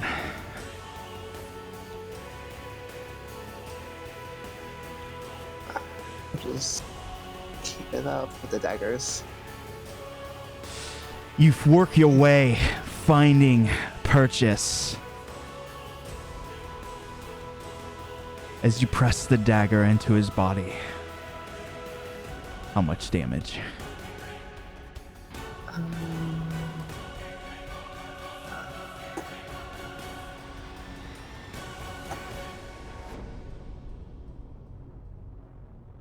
9 points as you slide it through his armor into his flesh.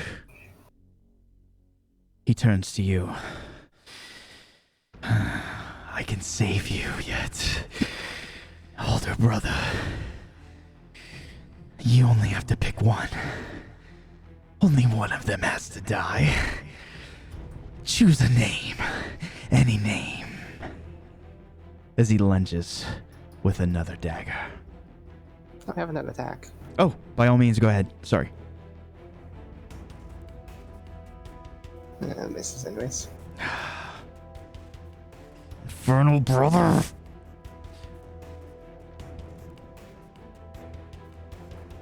Okay, yeah, if you got healing spells that are within range, you guys can reach across the fiery blast as debris starts to fall all around. Let's see, did I make my attack? I did not. Miss. You can clearly tell that he is just toying with you. How you take that, I'm unsure. But as a healing word from somewhere outside, you hear gentle encouragement coming from Vic. Where is she anyway? Who? Vic. Who knows? It's for flavor. In her heart, she feels it's from Vic. I made my attack. Kaladin, go ahead. Do you want to answer his deal? Can you repeat that? So he will spare your life. All you have to do is name one of your friends to take your place.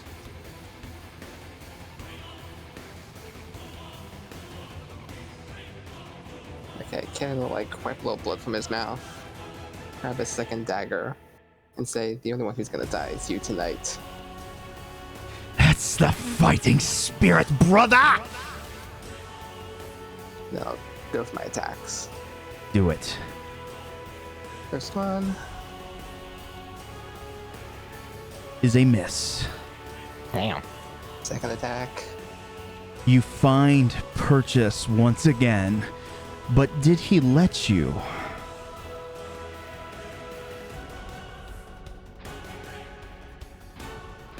What's the damage? This one instead. You slide the other dagger in. He pulls the face mask off. Just as you remembered. A little bit older. But still the young man you saw die in front of your eyes. He just smiles ear to ear. The roof begins to crackle and pop. Dexterity save as one of the beams falls down betwixt you two. Great save. You dodge off to the side. I want you to make a perception check.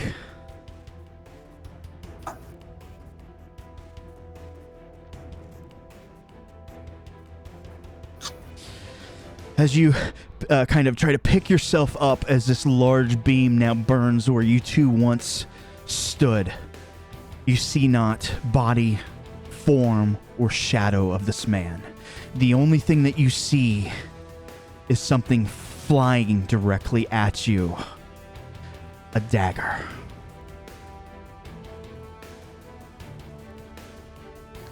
One second here.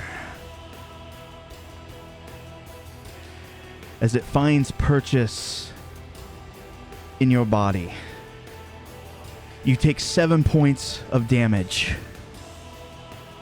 And you feel a secondary kind of thud. For attached to this dagger is a piece of string and a metal band. He is gone. We're going to pull ourselves out of combat.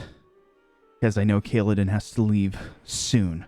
But as you guys pick up the pieces, the Nagpa is conscious, though probably a little bit crazy. Ghost is very thankful to both Valderin and Caspian. Where is Kaladin? I imagine you find yourself across the now burning building. People are scrambling in every direction trying to get out. Only a few minutes have passed since the battle officially began.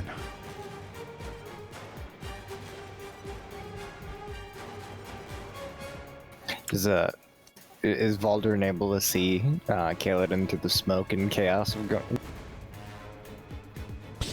I definitely so. Kaladin, how are you looking on hit points? Probably pretty low. Yeah, I would head straight to Valderin. Uncharacteristically, I imagine Kaladin holding maybe a wound that he had received, so a bit of blood dripping off. You can see it kind of dripping out of his mouth as he's walking over. Do you pull the dagger from out of you? Yeah, I'll pull out and I'll cast a second level Cure Wounds to myself. Okay. You pull out the dagger, and you can see there's some sort of elven inscription on the blade. I will mark it here. As the band strikes up with the salsa. Where's Sylvan? It is Sylvan, right? No, it's Elvish.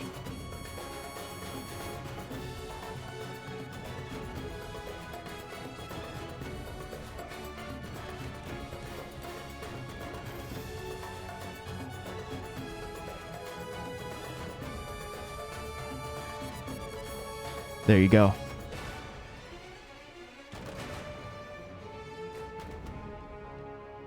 I narrowed it the best way that I could.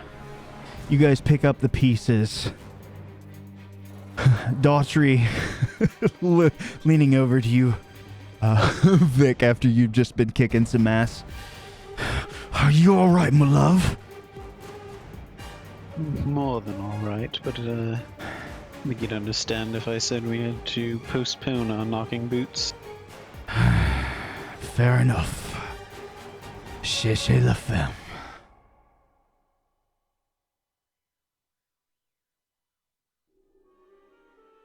So is the building still in kind of imminent danger of burning? Oh yeah, down people are fleeing. The Merkava guard that were outside, you can see have all but vanished. You can see remnants of their armor have been dropped. Not all of them removed everything, but some of them found it prudent to run a bit faster without the heavy arms. Probably not the Merkava. They would not run from such injustice. Caspian, kind of making sure that Ghost is okay now. We'll stand up and kind of shout out at Petrovich and Faley and any of his other friends other than Valderin. You know, there's still a lot of people back there. Get them out. We have to get them all out of here. Hearing that, Valderin is going to cast a gust of wind to try and control the smoke and fire. And to help with that, Caspian will also run directly into the fire. Of course. Nice. As you kick the chicken carcass around. No, I'm kidding. As you guys do what heroes always do. Protect the innocent, right the wrongs, and achieve level 10. Ooh. Kaladin, I hope that was a fun encounter for your backstory. It still leaves a little bit left to investigate. We've been building towards that. I know you're left with a lot of unanswered questions, but the trail is now hot. It will remain cold no longer. And did he help you? Or did he get in your way? Strange. I think you could even say the trail is on fire. Cute. All right. So let's do this, Moon. I know that you've got to leave. Let's just take a quick 5-minute break, catch our breaths, do that sort of thing. We'll come back and do a kind of a post wrap up. Does that sound good for everybody? Sounds good to me. All right. Sounds good. Congrats on level 10. You guys freaking deserved it. And we're going to be rolling into some ouchies next week. Be right back.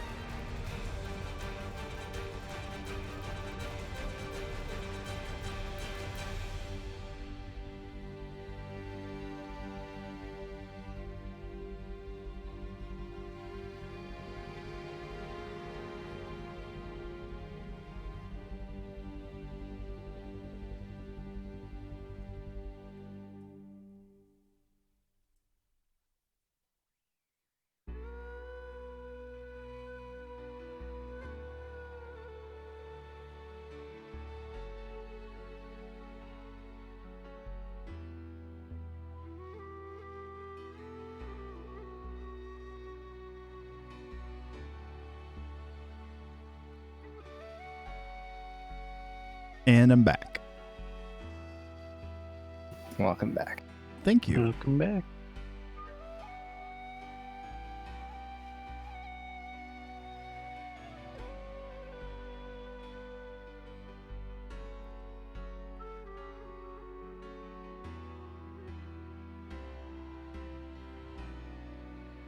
I am back.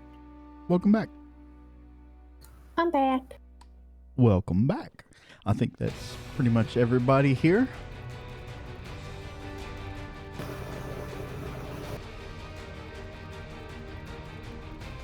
All right.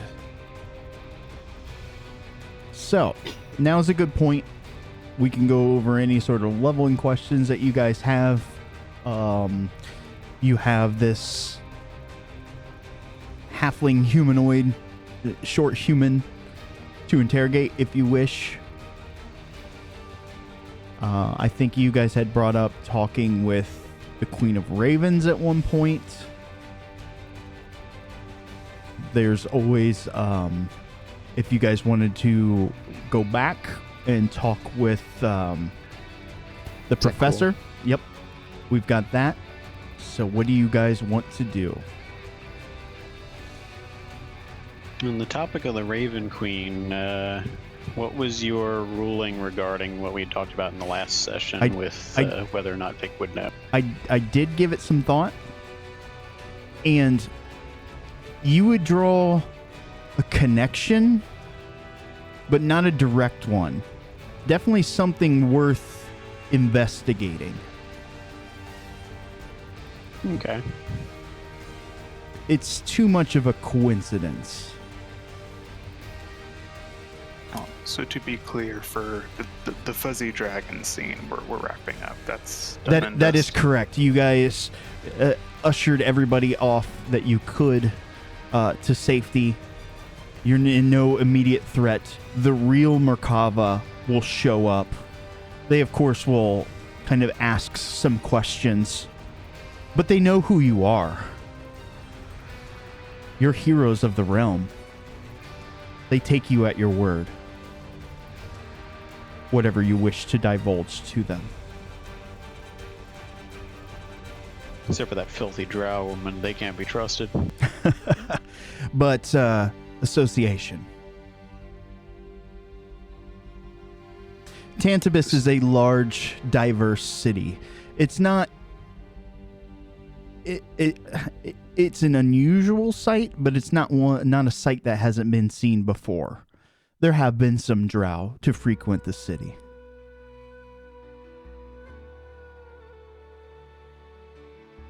Okay, so we got people out. Everything's fine.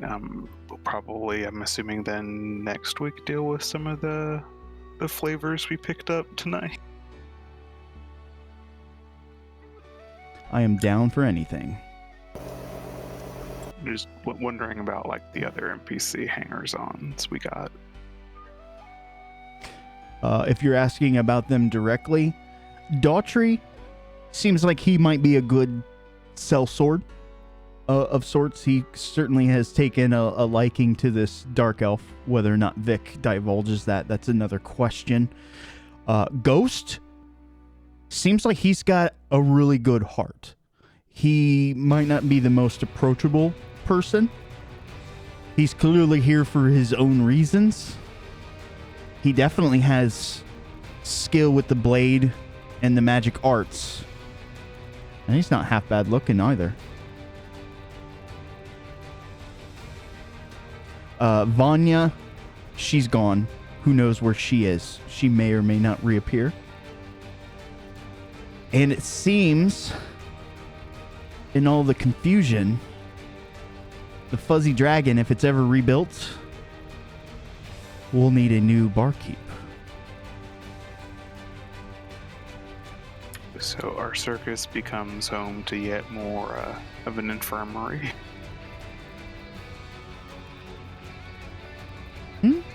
Yeah. It's kind of like taken on a different sort of, feel about it. It's almost as though it's become a temple for those lost, wayward souls looking for direction. guidance. I'm sure Voldurin's all about that. You know it.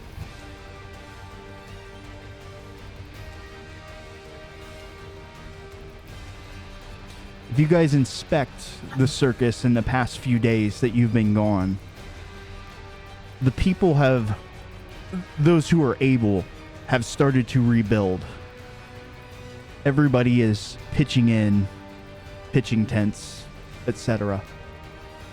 Wow, that sounded dirty. Giggity. No, but the community is alive and bustling. You can see the heart has grown on people. It's kind of like a refugee camp, sort of, kind of, with most of the city burnt down at this point. Night Moon. Good night. Night.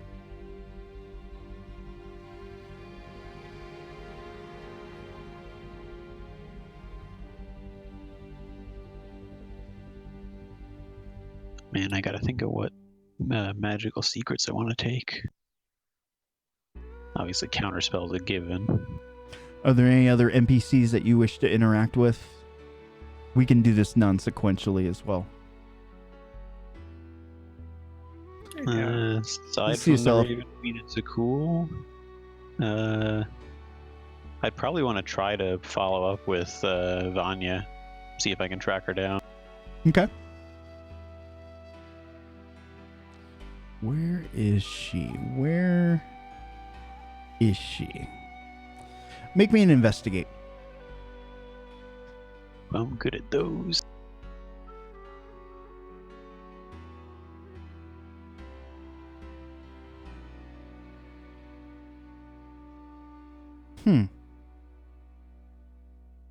Interesting. It's either 2 natural ones or 2 natural 20s. No, just the bit of information that you're going to get here. Ah. So, talking amongst people, she's one that can really either blend in or really stand out. You hear of her. You know that she, of course, visits the clerisy, but she also visits the noble quarter quite a bit. A place you're not really welcome. Oh, that is interesting. The Cautry.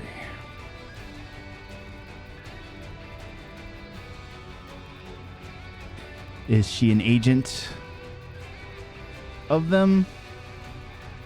Is it purely research? It's hard to say with that one. I think we have established that everyone in the city is a vampire. Perhaps she was out counting stock.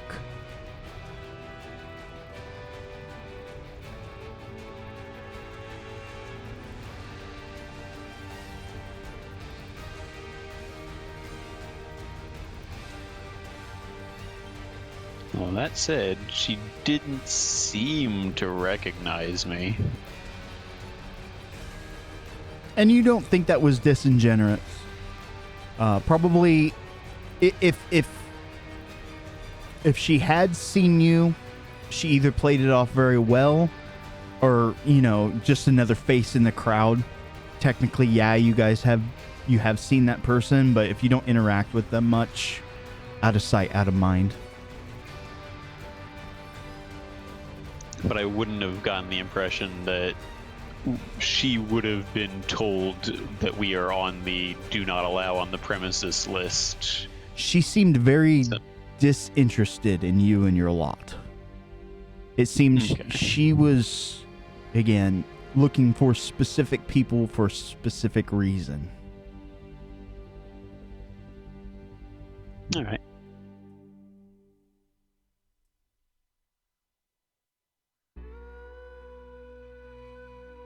Although that reminds me, speaking of the coterie and other NPCs that we want to speak with,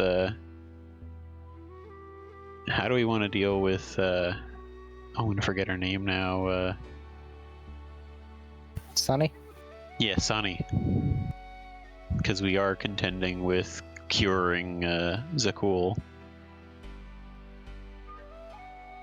That is true.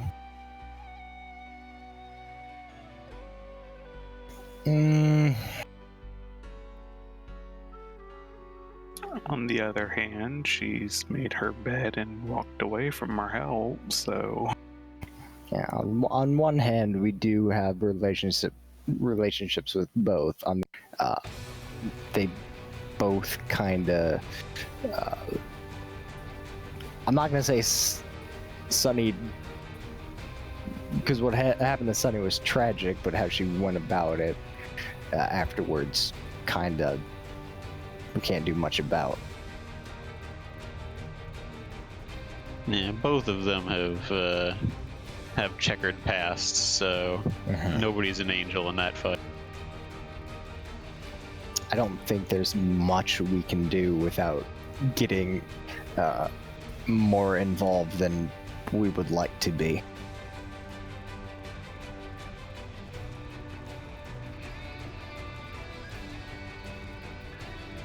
Then again, if you guys want to go through a Van Helsing romp in the Coterie Mansion, sure, why not? This had a really crazy idea that we could probably discuss in character, but what if we could set... Because I get the impression that Zakul does kind of want to make amends. I don't know if he's, like, turning over a new leaf or just feels guilty. But what if we could get his assistants to fake his own death, which would be good for him too, and allow Sunny to think that she got her revenge? So we'd have to get Sunny involved too, correct? Is that like? Well, no, we're why tricking her. So she thinks that she got her revenge, which, as long as she never finds out otherwise, is good for her, and Zakul gets to fake his death, which is good for him to start a new life. So she would need... We'd have to tip her off or something like that to let her know, oh, he's going to be here at this time, and then she shows up and does however we set it up that she winds up thinking she killed him. Okay.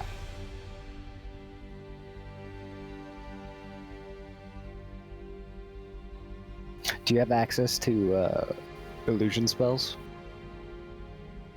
I have minor illusion, but that's it. Okay.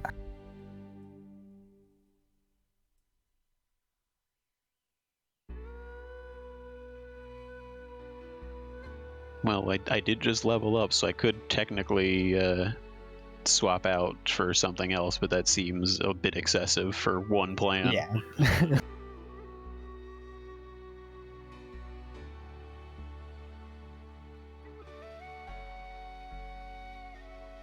Could swap out for modify memory, which would probably see a lot of use.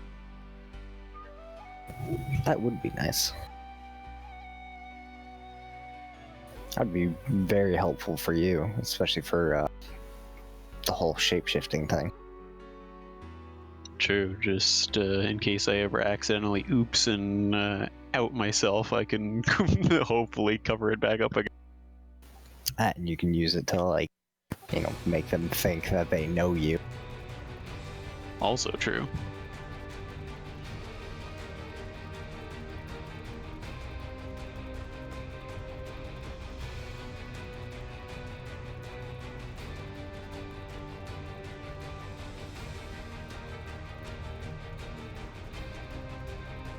But what's the next step? Putting in the 5 Kabuto. rings? Yeah, I think the party would like that setting, personally. I think finish up our loose ends was so cool. Is it something that you guys want to do for next session, or do you guys want to move in and strike while the iron's hot? Yeah, I'm not doing anything tomorrow. I can stay up late. Not tonight. Oh, what do you mean by strike while the iron's hot then? Next week, go after the big boss. Oh, okay, I follow now. You have all the pieces to the puzzle. Oh, Now, did technically, we get don't have rid- Kasparov's thing, yeah. That's not true. Oh, was that the band? It was. Oh. That was hanging off the dagger. I know Caspian can read the script. Mhm. It didn't say that it was the ring, though. It just said, like, this will be more useful for you than me. Sorry, I used a lot of innuendo. So did Kaladin's brother the guy, or did he kill the guy? So, I mean, you guys Kasparov. would have heard some of the yelling and screaming, but the word brother stands out a lot. And, I mean, at the time, you didn't know that wasn't not a Nagpa. For Kaladin to ignore that, considering what happened last time, to go after this person, it obviously had some significance.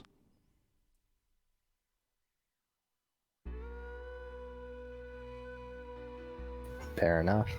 That would be a good question to ask Kaladin in character. I don't know how much they want to divulge. They're a pretty secretive character for the most part. That is also fair. So did we picked up the ring from? So just to clarify, when the proverbial split happened, where the burning building fell between them, that masked person took the opportunity to launch a dagger at Kaladin, lodged it into their body, and hanging from it was the ring. And then not only that, the dagger itself was engraved with that message. It wasn't like a note or something that somebody scribbled last minute. This means it was in the making. That is correct. Do we have Zikools? Like, did we pick that up off screen? So and we give him the potion? we did it off screen. Okay. I was leaving the tail end of this to cover up any sort of loose ends if you wanted to do them in game. But Zakool, I mean, given the potion, of course he's going to help you. He seems like he's a pretty decent fellow that fell on some bad times. Not like some of these other people. Like Stitsko, he's a psychopath. Like, there's no redeeming quality about him. Aranea, I mean, she comes with a lot of baggage, so to speak. You guys made a deal with her. Otherwise, she would have been a mortal enemy. This guy, it seems it's personal between he and Kaladin. But from the sounds of it, he's not really interested in pursuing his role in the Thieves Guild. I guess here's how I looked at it. So he obviously was premeditated. He knew that you guys were casing the joint. Either he learned it through your guys' actions, or he's just that clever.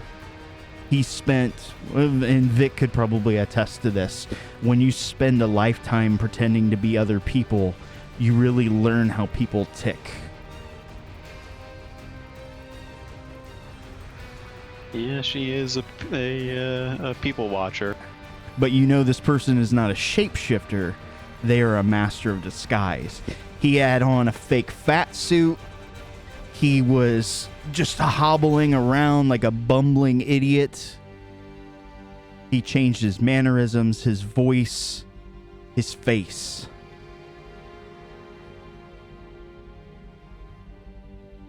Vic, you have some competition. Vic can do it legit. This person had to do it through props.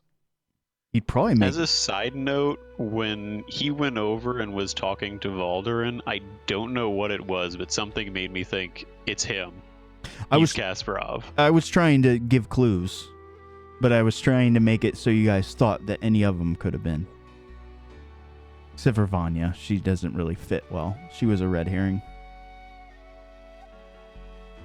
I never really honestly thought that it was Ghost, but I was hoping he might know something about who it was. Mm-hmm.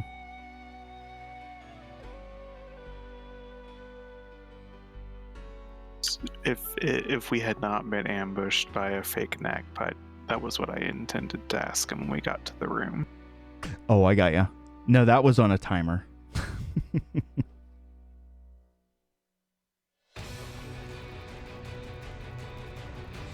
As a side note, Vic was absolutely going to try. Had the explosion in the fight not happened, would have grabbed both their drinks to carry up to a back room or whatever, and absolutely slipped a poison into his drink. Nice.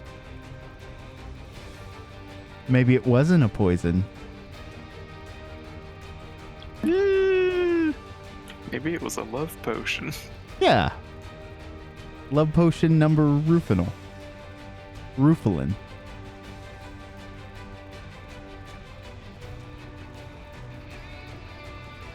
Was I reading too much into it, or was the you said something about Ghost's face went weird when he got poisoned? It wasn't the paralytic thing from Stitsko, was it? No. So he was almost when he was getting hurt, he was starting to get that I don't know, it's not the same mannerism. It almost made him happy to feel pain. And then when Volderin took that pain away, he just was existing again. It's the only time I feel alive. Basically, he's emo boy. Oh, got it. Fuck boy, broody boy, rapey boy. Wait. You said Two out of Daughtry three. twice. I like Daughtry. All right. So basically, Caspian's boy toys are now MCR listener and a foxtrot. Something like that. Ha. So for prepping on the next step, do you guys want kind of a filler chapter where you can go back and do some loose ends, or do you guys want to push forward? I'm kind of for pushing forward. I think we can deal without Zakul. If we want to throw the Raven Queen in there, I'm up for suggestions, but I kind of would like to pursue this plot line. Yeah, I'm also fine with continuing forward. Yeah, I'm fine either way. Sounds like it's mostly leaning towards pushing forward, so that's what I'm gonna prep. There was one other thing. It was